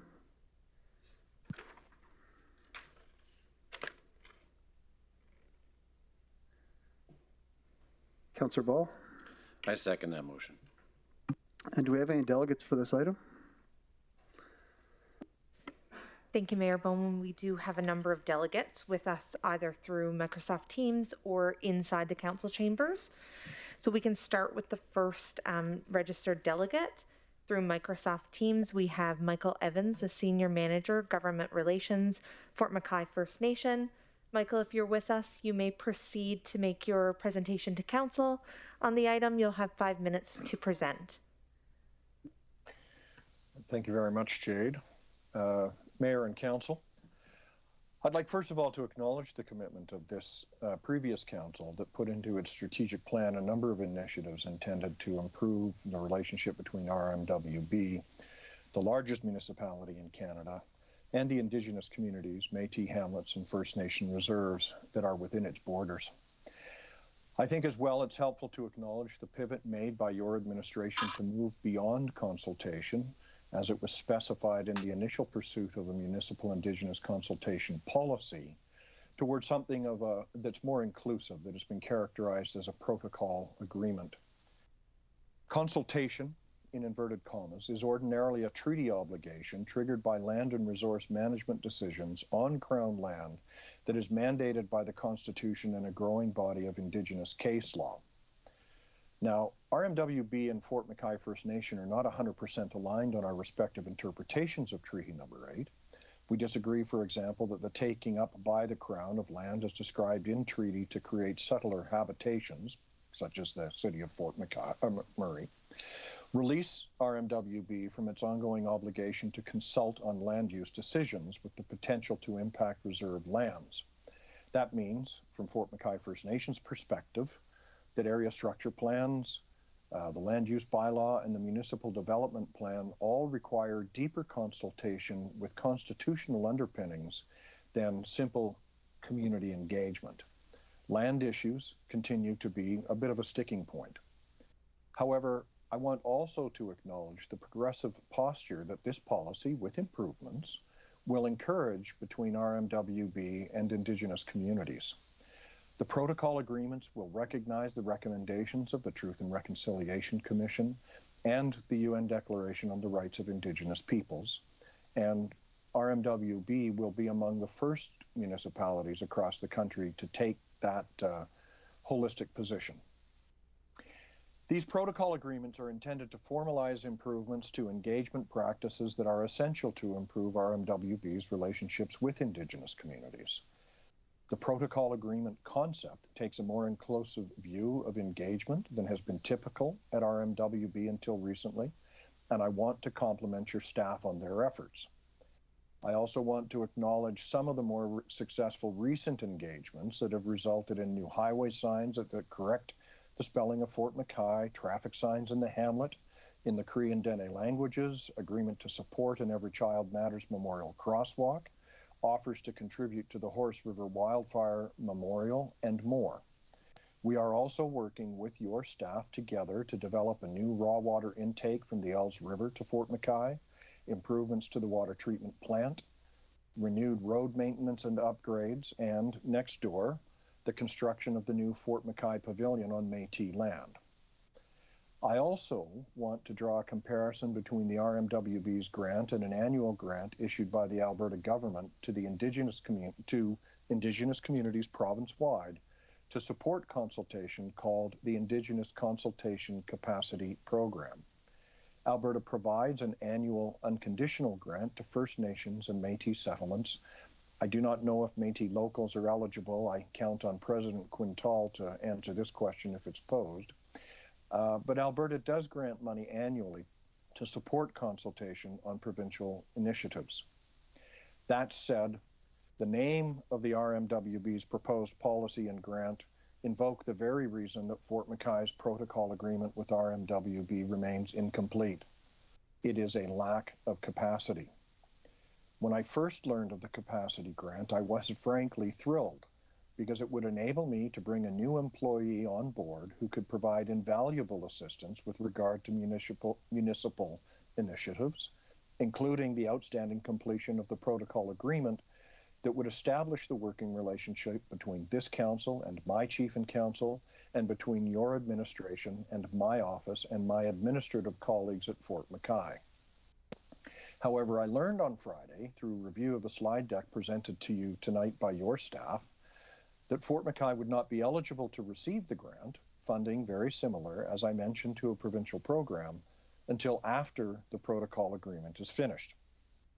It seems to me then incongruent that eligibility for a capacity building grant is contingent upon completing the protocol agreement and moving to implementation, which I have not had the capacity to do, rather than RMWB supporting, at least in the first year, the completion of the protocol agreements and moving thereafter into implementation. The presentation tonight suggested that none of the 12 protocol agreements that have been alluded to have yet been executed, and work to complete them began prior to the onset of COVID. I don't think there's a better illustration that there is a challenge here with respect to capacity than the fact that after 2 years, still none of them are finished. If nothing changes, well, nothing changes. I cannot predict when Fort McKay's protocol agreement will be complete without the assistance RMWB has offered. Sorry, if I Michael. were inclined to... Yep. Sorry, Michael, you've exceeded the 5 minutes there. Ah, shucks. Let me ask you then just for one thing, and I'll be quiet and hand the floor over. Thank you. I'm asking Council tonight to amend the policy to remove the eligibility condition for the fiscal year 2022-23, and that Indigenous communities be empowered to use this grant to complete the protocol agreements within the next year. Then we can move forward with implementation to everyone's advantage. I also would ask that Council remove the spending conditions that have been proposed for the grant, that a certain portion be used for priorities that are in the agreement and another portion be used to support in the community engagement. We can sort that out. We don't need to be advised by the municipality how best to do that. The province doesn't direct us how to manage its grant. I think we would prefer that the municipality did the same. Thank you very much, Mayor and Council. I appreciate the opportunity to have addressed you on this subject tonight. Thanks, Michael. Was there any questions of Michael Evans, please?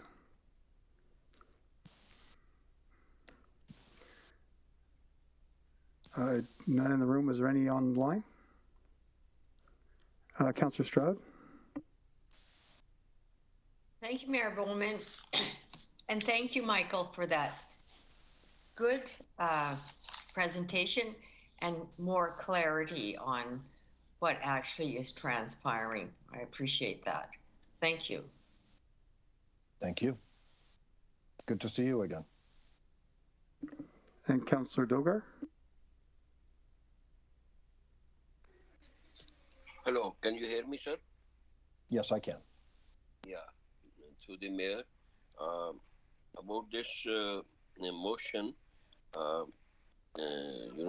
came late night after 2 days journey. I couldn't do the proper input. I have to consult some stakeholders.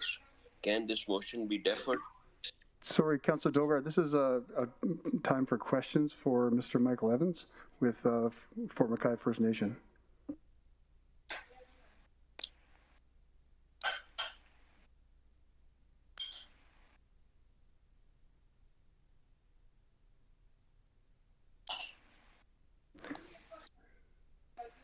Councillor McGrath. Thank you. Through the chair, just wanted to say thanks, Michael, for sharing all the good work that's been done. And absolutely correct.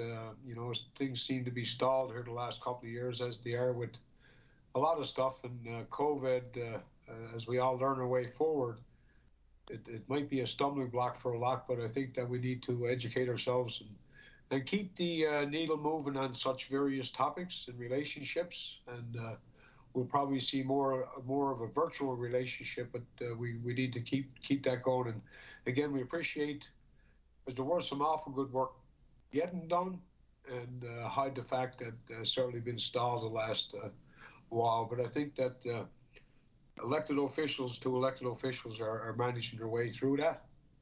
And Fort McKay community, of course, has always been home to many of us. So I appreciate you sharing the good work that was done. And I'm sure I'll hear from other community leaders of some of the same sentiment. So thanks for sharing that this evening with my colleagues. Welcome. Thank you again, Michael. Is there any other questions from council? I don't see any. Thank you for your presentation, Michael, and your letter there. Thank you. Moving to other delegates from Legislative Services. Thank you, Mayor Bowman. Our next delegate joining us through Microsoft Teams is President Ron Quintel with Fort McKay Métis Nation. President Quintel, you'll have 5 minutes to make your presentation to Council. Please proceed when you're ready. Thanks. Good evening. Thank you, Jade. Good evening, Your Worship, Mayor and Council. It's my privilege to, for the first time, have the opportunity to address this Council. And I think, what we have in front of us here is an opportunity for us to really have an in-depth discussion. When we look at where we're at as far as relationships with the rural and Indigenous communities, it's been a battle that I've been fighting for a very long time in this region. As a former spokesperson of the Rural Coalition, I took the bull by the horns with my fellow communities to push forward on a better relationship with the RMWB. For the first time in regional municipality history, we had the Métis, First Nations, and non-Indigenous rural residents coming together to be able to push forward initiatives on behalf of the rural communities. Now, I do trust that all of Council is in receipt of my letter in relation to the support that Fort McKay is looking at. I do second Mike Evans' amendment in terms of what our expectation is. I think that where we sit at this point in time as rural and Indigenous communities is we are looking and we are begging and we are pleading for opportunity to try to better our rural communities. And I think that when we look at relationships holistically and where we've come from within those relationships, we've rode out every hill and valley that there is. We've rode out every CAO, mayor and council that there is. And when we look at this, it hasn't been a pleasant ride. And I think Mike touched on some very good points in relation to his presentation. And I do want to make very clear that as well, there is a major difference as far as the Indigenous communities. There, when we look at treaty rights associated with that, it's a completely different conversation than when you address Métis nations and Métis communities within the region. And I want to make sure that we highlight that. And I think that when we look at that conversation going forward, that needs to be addressed, because the First Nations definitely have a complete separate conversation conversation than the Métis need to. And even in the context of Métis communities, we need to take into consideration that, provincially, the Fort McKay Métis Nation is the first credibly asserted Métis community when it comes to Métis rights. And with that comes a drove of impact assessments and, harvesting territory and what have you. I think that, when we look at this, I do believe, the majority of our concerns were addressed in our letter. While we do offer support, there are a number of caveats that we believe need to be undertaken, and we believe wholeheartedly that we need leadership to step in and kick this across the finish line. We've been working on this for a number of years. We need elected leaders to be sitting at the table independently with Indigenous communities to get this happening.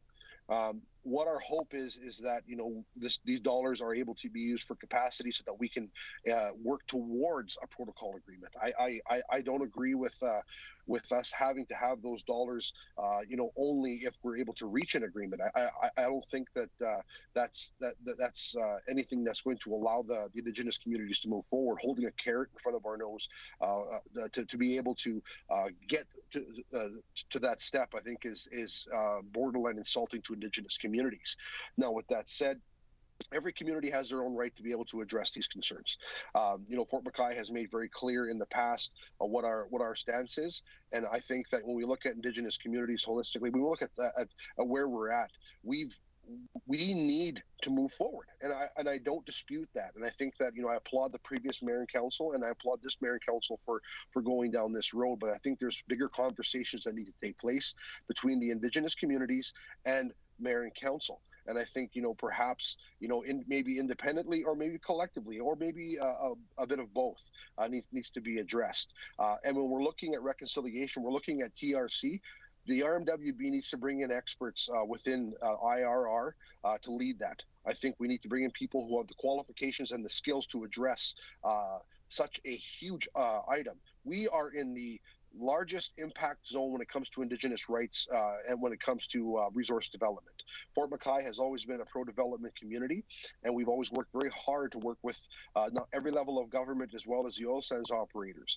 And I think that we know and understand how to negotiate and how to work with developments. I want to make that very clear. We're very good at what we do as far as that. Fort McKay Métis Nation has always punched above its weight, and we will continue to do so. Sorry, President Quintel. I know that my time is probably allotted. Yeah. If you can just wrap it up. Thank you.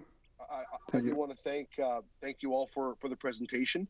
I didn't come here in any way, shape, or form to beat up on anybody, but I do want to make it very clear going forward that a new standard needs to be achieved, and the current or the behaviors of the past cannot be tolerated as we go forward if we're to reach any type of collective agreement with the RMWB. Thank you. Thank you, President Quinto. Do we have any questions for him?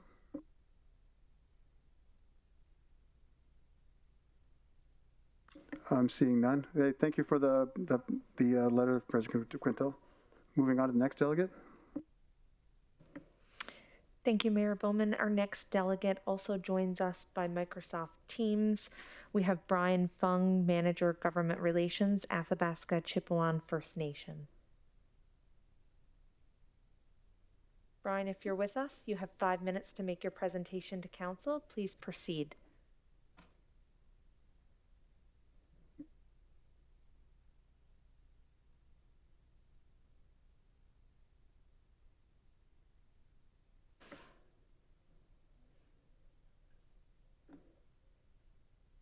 Looks like Brian's not with us, and I will acknowledge for the record that we do have a letter of support from ACFN that has been provided to Council, and I'll get to those letters that have been received momentarily. However, we do have one delegate inside the Council chamber, and happy to welcome Bill Lutet with the Fort McMurray Métis Local Council 1935.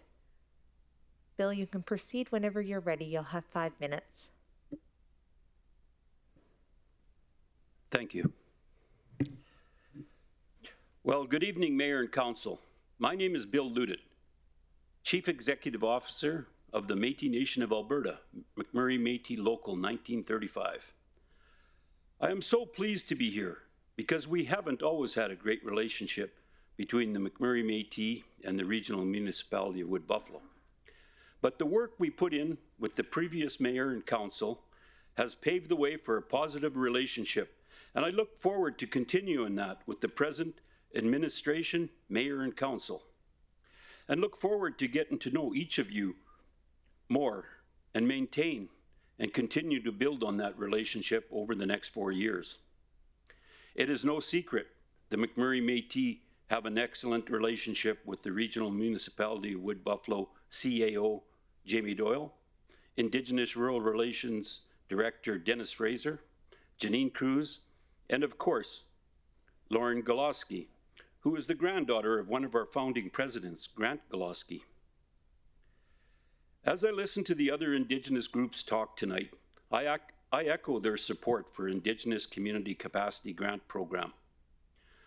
The program will provide the required funding to support the implementation of a protocol agreement between McMurray Métis and the regional municipality of Wood Buffalo, along with providing important funding support to enable greater Indigenous participation in municipal projects, programs, and policies. McMurray Métis has 842 members and 190 pending as they wait for their M&A applications to be approved. We are also citizens of the Métis Nation of Alberta, which has over 50,000 registered members and are working on a self-government agreement with the federal government. We have deep ties to this land. My great-grandfather, Peter Ludet, stopped here in 1866 on his way to Fort Chip, where he married Ellen Flett, the daughter of George Flett and Charlotte Tourangeau. So we've been calling this home for many generations. We also have many cousins with all the First Nations in this region.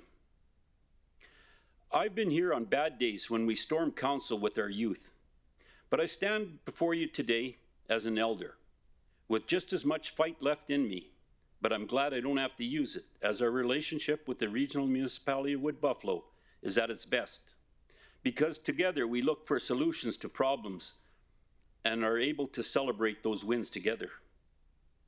The big one is the Métis Cultural Center on McDonald Island. There are still other issues, and this funding will go a long way to get more wins for the community as a whole. McMurray Métis is actively involved in the community. I myself am on the Wood Buffalo Waterfront Committee and a member of a strong management team building the Cultural Center. Our youth member, Melanie Walsh, and board member Cheryl Goloski are on the Downtown Revitalization Committee. And last year we signed a memorandum of understanding with the Wood Buffalo Economic Development and Tourism as we prepare to bring a world-class tourism attraction to the region in the winter of 2023, when we expect to finish building the McMurray Métis Cultural Center. This grant will greatly improve these committees and our ability to collaborate with the municipality as we work towards reconciliation from Moccasin Flats and recovery from the downturn in oil, the wildfires, the floods, and the COVID-19 virus. McMurray Métis calls this region our home, and we want to ensure we have the support to work with the regional municipality of Wood Buffalo to make the best home possible for all our youth and the future generations to come. Thank you for allowing me to speak on this important issue. Thank you, Mr. Ludet. Does any of the council have any questions or comments? Councillor Stroud? Thank you, Mayor Bowman, and thank you for your presentation, Bill. So from what I can understand, your understanding is that the funding can be used for negotiation of a protocol agreement? Yes. Okay, that's great, because I believe that was what President Quintel was asking for. Thank you. Okay. Would people get clarity on that, CO or Dennis, if that is the case? Through the chair, thank you, Mr. Mayor. I will defer to Dennis Fraser, as his team has worked intimately with this, and I believe that statement is accurate, but I'll let Dennis chime into that. Through the chair to the chair, that is correct. And but you know, I listen to all the presenters and hear their concerns, and this has been a long road for all of us. And I am to the point where, you know, we need to bring this across the finish line, and whatever that takes. So you know, I'm open to a lot of what's being said today, and you know, supporting us today, we also have legal services, Chris Davis, and the CIP grant administrator. That you know, they're the ones that are taking care of this. So if they wanted to chime in also, I would be interested to hear what they're saying, and as well as you know, what the other presenters have said.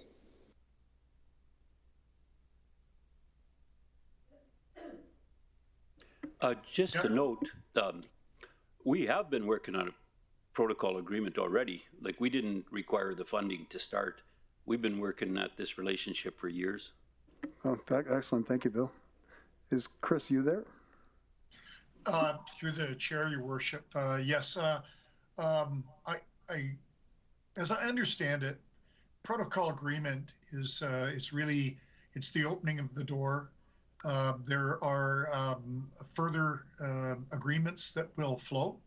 And as Director Fraser indicated, it's important, I think, having gone through a series of discussions with the Indigenous communities and Métis communities in the region to advance this matter. Council's being asked today to commit to funding and putting together a pool of money that would support the protocol agreements and the continuous capacity building.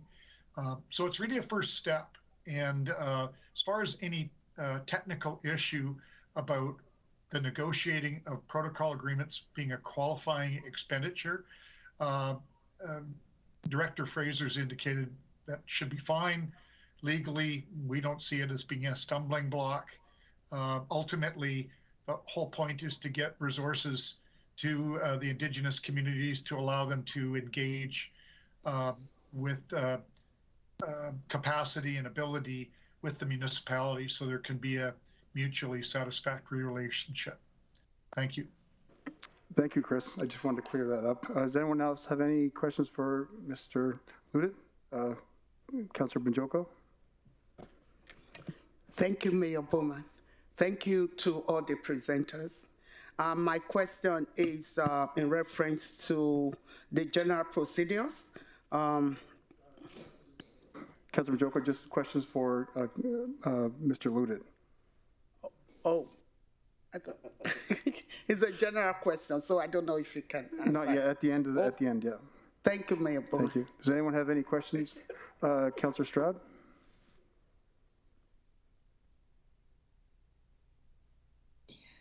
Thank you, Mayor Bowman. Yes, I think we've got it clarified that the funding can be used for negotiating a protocol agreement. And that was what President Quintel was asking, I believe, if I've got that, if I heard correctly. Thank you. Thank you. Does anyone have any questions for Bill? I think you're good, Bill. Thank you very much for your presentation. Very much appreciated. Sorry, Councillor McGrath, go ahead. Thank you, through the chair. Just want to pass on, Bill, certainly appreciate the work that you'll be doing for the community as a whole, and especially the gardens and stuff you're growing there in the springtime, and the training you're doing with the kids. Really appreciate that as we're coming into the community. Builds a good sense of community, and I think it's something that's helping us all out. So appreciate your efforts, and certainly glad with the relationships we've had there for the last 8 years with Mayor and Council. Thanks for your work. Well, thanks for that. Okay, thank you very much, Bill. Have a good night. And is there any letters as well? Thank you, Mayor Bowman. Acknowledging for the record that Council would have received, and these will be uploaded into Council's agenda package following tonight's meeting, so tomorrow. a letter in support from Justin Herman, Chief Executive Officer, Chard Métis Nation, a letter from Bill Ludit with Fort McMurray Métis Local Council 1935, whom we just heard from, Brian Fung, Manager Government Relations, Athabasca Chippewan First Nation, and Melody Lapine, Director, Government Industry Relations Office with Mikisew Cree First Nation. Thank you.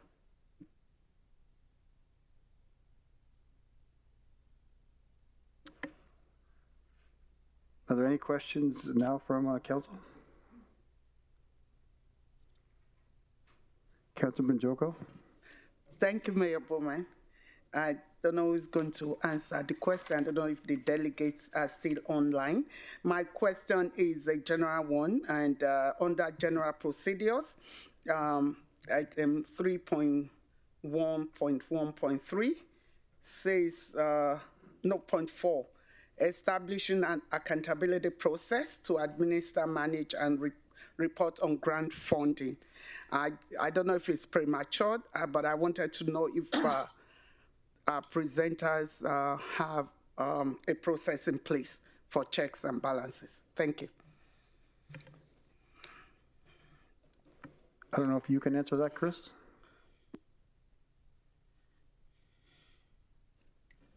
Through your worship, I just wanted to clarify Councillor Benjoko's question. It was 3114, is that correct? Yes. Yes. So, yeah. Sorry, I don't want to cut you off, Councillor. Yes, 3.1.1.4, the procedures for reporting on the grant funding. Thank you. So through the chair to Councillor Benjoko, the list of eligibility requirements is with respect to laying out an expectation that to apply and be eligible for the program, all of these things must occur. So I know you've heard some resistance to signing an agreement that it's a carrot or stick or some metaphor. The expectation is that, yes, there would be, before the release of funds, we would have to achieve something in writing. And the whole point is to build in some of these eligibility criteria, including the one that you pointed out, Councillor Benjoko, which is to have that necessary accountability process. I know that there was comments from Mr. Evans on behalf of Fort McKay First Nation about being able to work through a process. And I think in the intent of truth and reconciliation, the RMWB is equally committed. We're not trying to cross every T and dot every I, but we want to make sure that there's the funding goes towards supporting this relationship between the municipality and the various First Nations and Métis communities. Thank you. Councillor Benjoko? Oh, thank you. I'm good. Thank you. Councillor Gradison. Thank you, Mr. Mayor.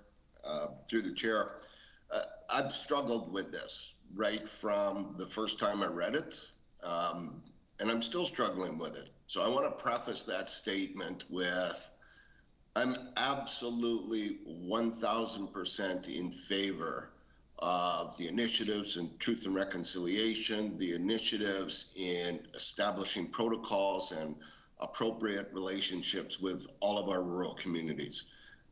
There's a couple of points in this document that I struggle with. The capacity, I believe there are some of the communities that do not have the capacity. I do not believe all of them do. I believe developing an agreement requires motivation on two parties, not just on one party. And President Quintel's implication of a carrot, I do not believe, I view this as so much of a carrot, but one should expect and anticipate outcomes when there's an investment and two parties come together to achieve something. and there has to be an inherent reward for both parties. That includes the communities themselves as well as the municipality. Those have to be inherent parts of this whole process. It's not a carrot, it's an ultimate outcome that benefits everybody around. I'm not 100% sure that this is the best way to go about this. I want that on the record. I will, however, say that I haven't been involved in our rural communities for a long time, and I think a lot of people have done a lot of work to get us to this point. And having said that, I have to acknowledge their wisdom and their efforts at getting us to this point beyond my comprehension and my input. So I have to somewhat accept that a lot of people have done a lot of work, and I have to put my belief system into those efforts and to those people that have done the work at this point in time. So I just wanted to go on a record. I have been struggling with this. It's not that I'm not prepared to support it. I think we need to get there. I'm just not convinced yet that this is necessarily the best approach. Thank you. Thank you, Councillor Grasson. Is there any more questions from council?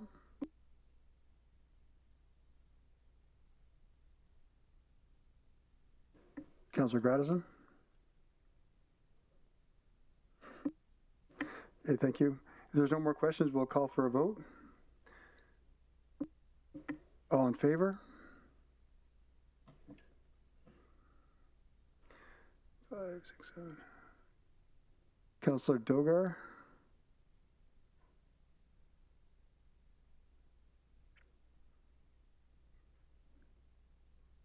Councillor Dogar, are you online there?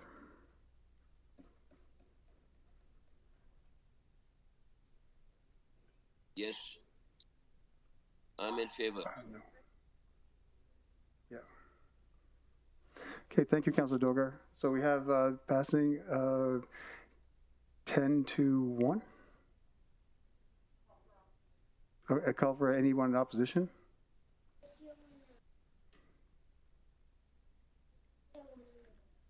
So it's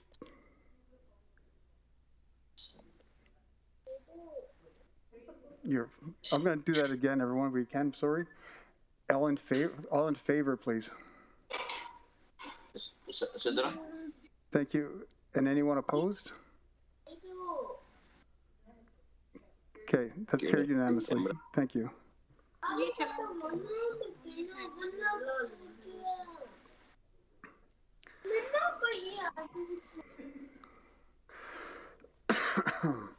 Moving on to item 6.2, we have bylaw number 22/001, procedure bylaw amendment, electronic participation in meetings.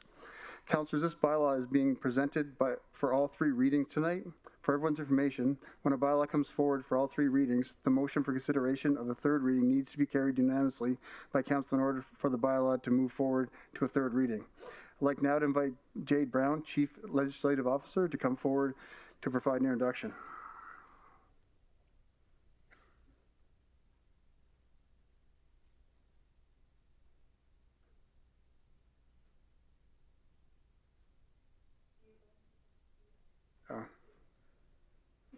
You have control. Thank you.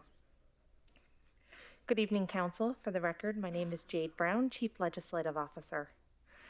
Bylaw number 22/001, the procedure bylaw amendment, is being presented for consideration of all 3 readings in response to the resolution of Council from January the 11th, directing us to bring forward an amendment to allow the electronic participation of Council members.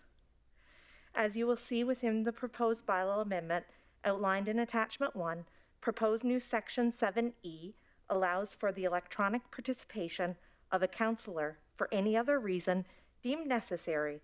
However, notes where possible, councillors will endeavour to attend all meetings in person.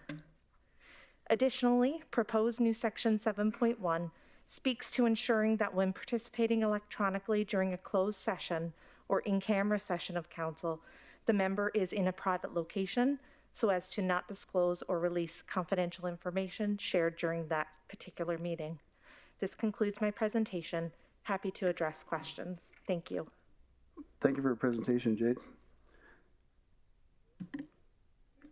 Moving on to first reading, councillors, there's no debate at first reading. Debate will occur once second reading is being considered. Can I have someone make the motion for the first reading? Councillor Weigel. I move that bylaw number 22/001, being a bylaw to amend procedure bylaw number 18/020, be read a first time. Thank you. Can I have someone second the motion? Councillor Benjoko. Thank you, Mayor Bowman. I second the motion. Thank you. All in favor?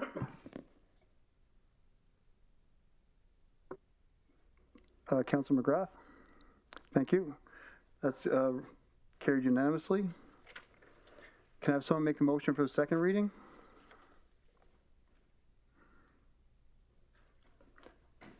Councillor Ball. I move that bylaw number 22/001 be read a second time. I'm going to have someone second the motion. Councillor Benjoko. I second the motion. Thank you, Mayor Bowman.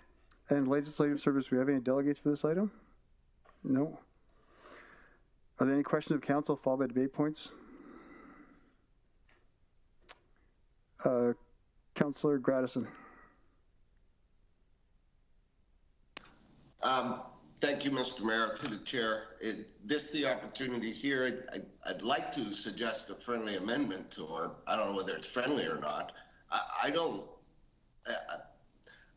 agree with the electronic ability. I just don't think that it should be wide open. I think perhaps a maximum of 2 meetings per year or 2 meetings back to back, something to that effect. But I don't think that a councillor who's been elected by the public should be allowed to spend 4 years in the Bahamas tagging in on meetings.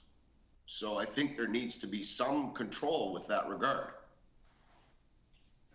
I can speak to that even myself, Councillor Gradison. I as well, when we started this process for this bylaw change, was something similar, but restricting the amount.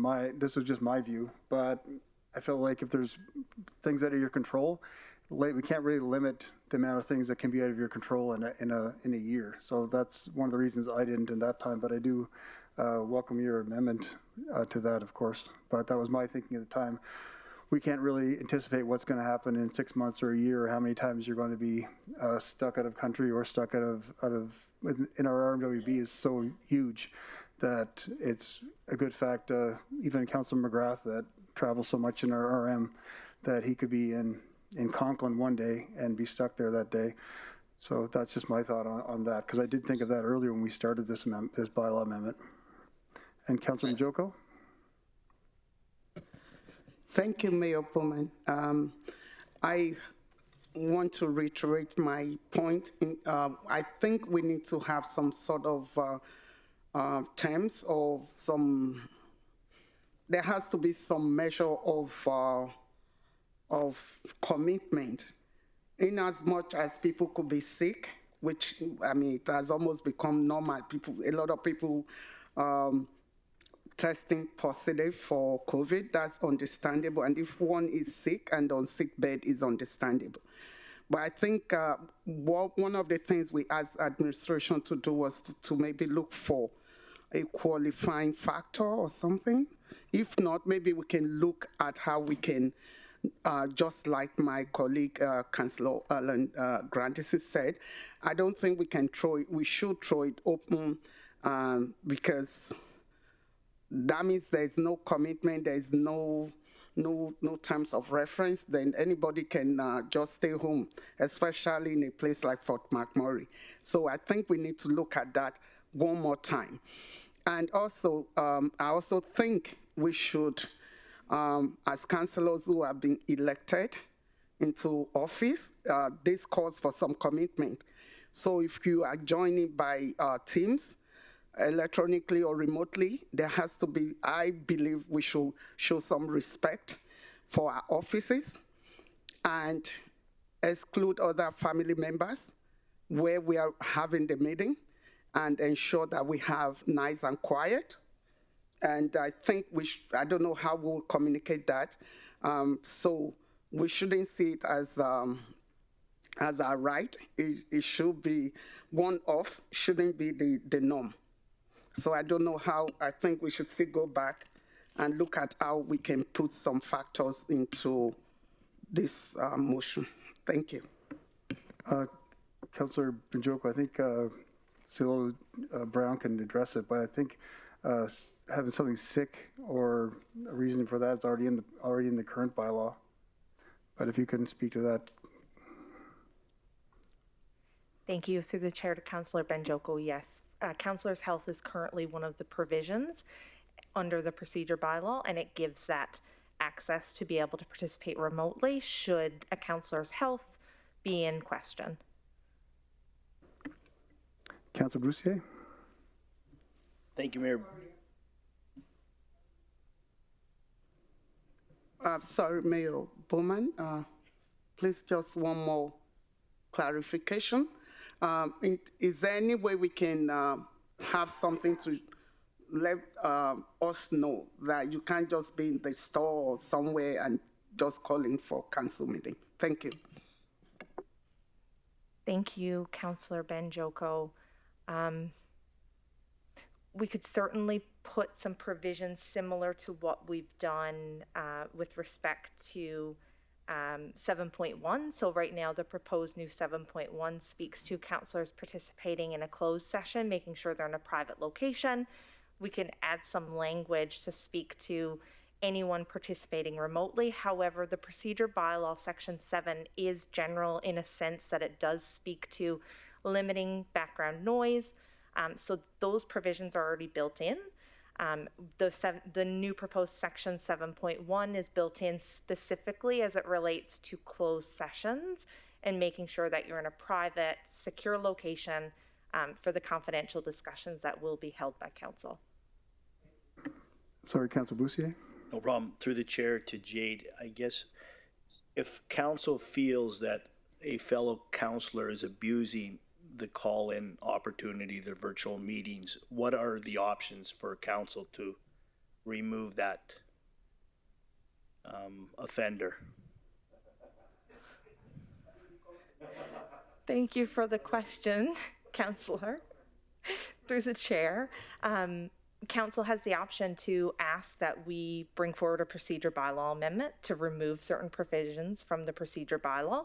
However, I believe this council's acting as a team and you're having those discussions one-on-one with each other and having that open dialogue. If there's something concerning, then I would encourage that to continue. If there's concerning behavior from a council member or a colleague on council, the opportunity is there for council members to have that dialogue. Okay, just maybe I'll rephrase it. Does council have the authority under the MGA to remove a fellow councillor? No, you do not have that authority. We don't, do we? No. No. Council has the ability, if you see that there is a potential breach of a code of conduct, council has the ability to make a complaint to the third-party integrity commissioner on a conduct matter. Again, we'd have to look at those provisions. However, in this case, council has the ability to ask for the procedure bylaw to be amended to remove certain provisions if it is being abused. Okay. And right now under the MGA, how many council meetings can a councillor miss without really penalties? Sanction. It doesn't speak, sorry, through the chair, councillor. The MGA is not prescriptive to the number of meetings, but it does start a countdown based on the first meeting missed for weeks. So I believe it is the 8 weeks for disqualification. Okay, thank you. And just to add to that, I think this amendment's made in good faith by Councillor McGrath, and I think we can start off trusting each other, and I would support it. And as we go, we'll know if it's being abused. And as Councillor Boussier mentioned, there's options there to maybe amend the procedure bylaw there. But I think as far as my stance on it is, we start off trusting each other and hope it all has the best intention. Then the bylaw is brought forward in good faith. Councillor Dogar.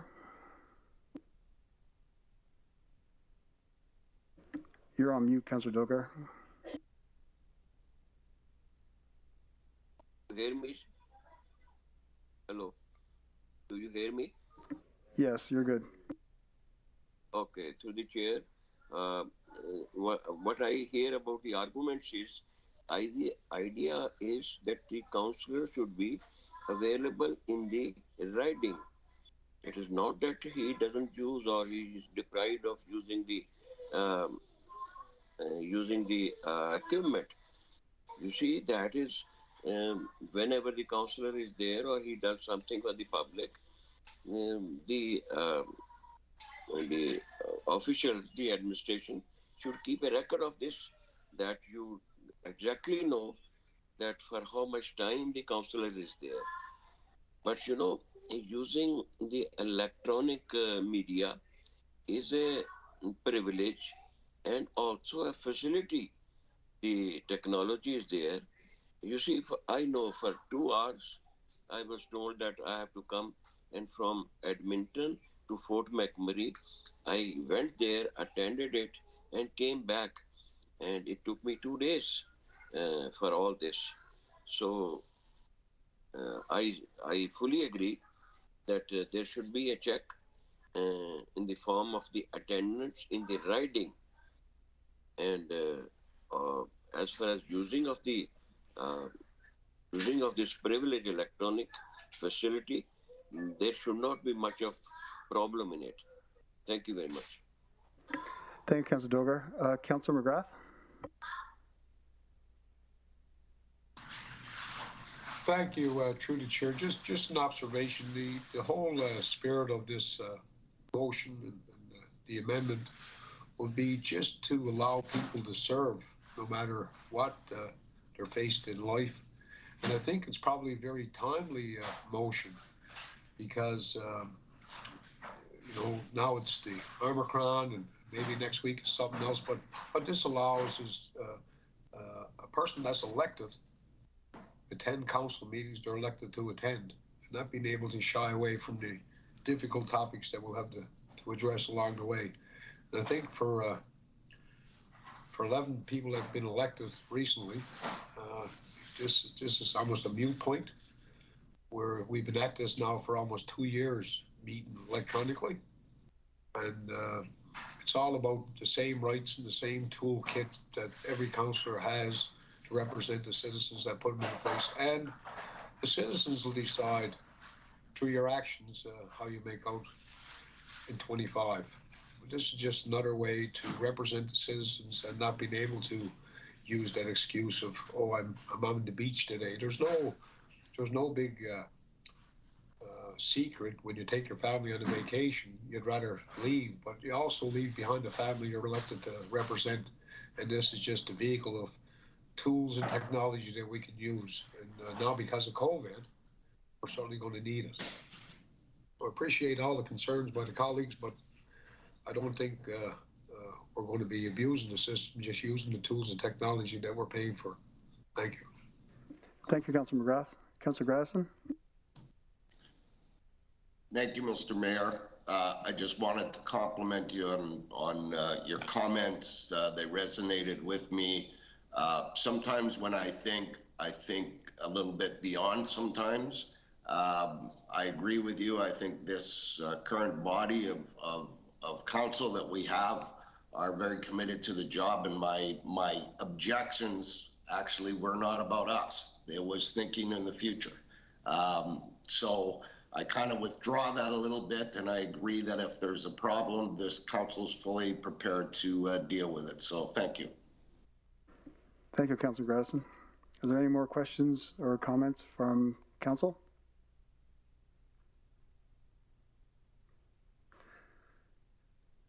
Seeing none, I'll call for a vote. All in favor?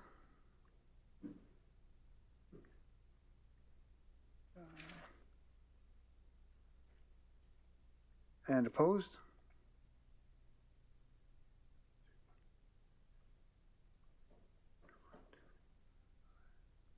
So that passes 9-4 to opposed. Now moving to consideration of the third reading As a reminder, third reading needs to receive unanimous vote in order for the bylaw to proceed further today. Should consideration of this third reading not be carried unanimously, it will come back consideration for the next meeting. And can I have someone make the motion? Read the third reading. Councillor Walkwin. I move that bylaw number 22/001 be considered for third final reading. And can I have someone second that?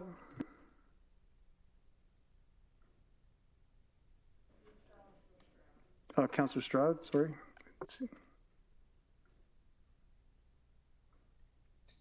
I second that motion, Mayor Bowman. Thank you. Are there any questions of council? Councillor Grassman?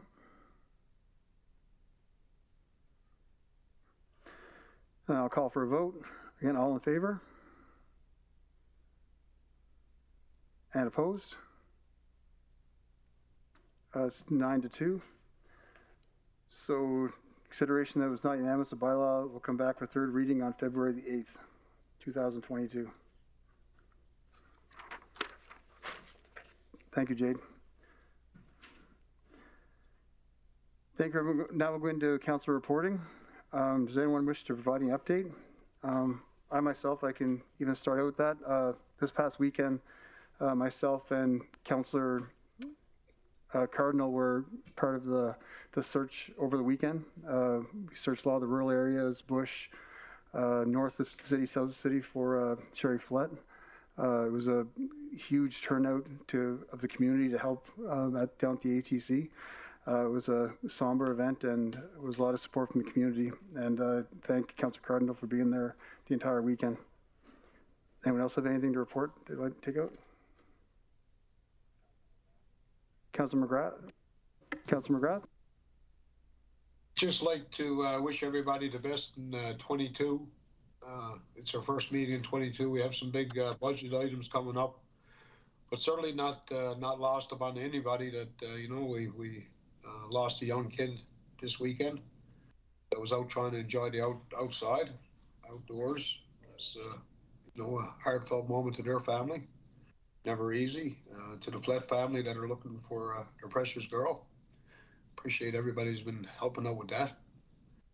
And I guess tomorrow is Mental Health Day, and I believe it's incumbent on us as elected officials and the other levels of government to see what's available out there for extra funding, especially in a community like our own that's been struggling for quite some time with different events. So appreciate what everybody's going through personally and professionally, and looking forward to work with everybody in 22. And hopefully, like I say, the Flett girl gets home safely. And any way we can support the families that have lost somebody through COVID or accidents.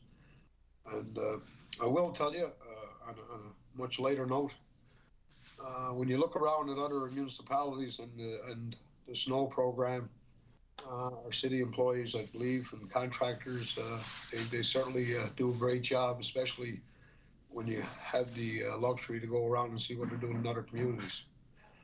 Lots of great things happening in our community. We just don't share the good stuff. So tomorrow, again, it's Mental Health Day, and if you can help somebody out, it goes a long ways. Thank you. Thank you, Councillor McGrath. Councillor Weigel? Thank you. Just want to pay my respects, and my heart goes out to the Simon, Gushu, and Parker family. We lost a dear girl at 16 years old, and as a father, it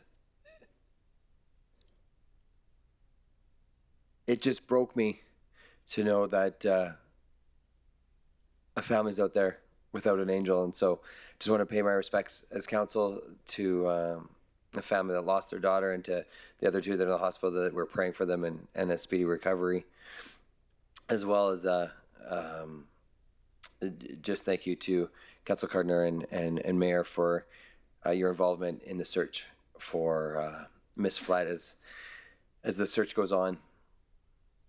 It's hard when we have such a tight community that when we lose one, it's affected, and it's a ripple effect. and we see it all the way through. So hopefully we can all come together and support each other as we continue to do it, and in the future. We had a great tour from the Art Council last week. That was quite incredible to be able to go around and see all the all just what that culture is doing in our city. We went down to Keano College. We were at Mac Island. We were able to go and see a bit and hear a full presentation on the new cultural center, which they have given us a thank you for that, for everybody that attended and for council. And so I have that gift for everybody, as well as we're up at Holy Trinity High School and going through their many programs that they're doing up there. And so it was absolutely incredible to see what's going on in the arts community. It is alive. It needs a lot of, our continuous support. But it was great to see the passion and the excitement that was going there. So we appreciated that. Thank you, Councillor Weigel. Councillor Cardinal. I wanted to say thank you to the people that were out searching for Sherry. I wanted to acknowledge Lori Cyprian and Nicole Fraser for their wonderful work in putting up the search party, as well as Carla Buffalo and Bill Ludit and Mayor Bowman and everybody else that was involved at the ATC, all the searchers. I wanted to send out my prayers to the Flett family, as well as the young girl that lost her life, and my prayers are with you. And it probably isn't.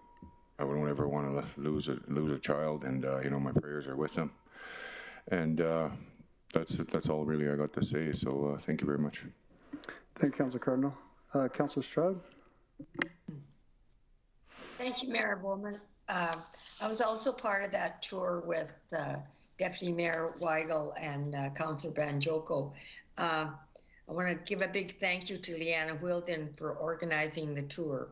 We saw painting in progress for the Mary Poppins Theatre production at Keano Theatre and Arts Centre. And I now realize the need for dancing space for the youth in the region. It was great to hear. We also received a presentation on the potential usage of the landmark cinema for artist space in our region.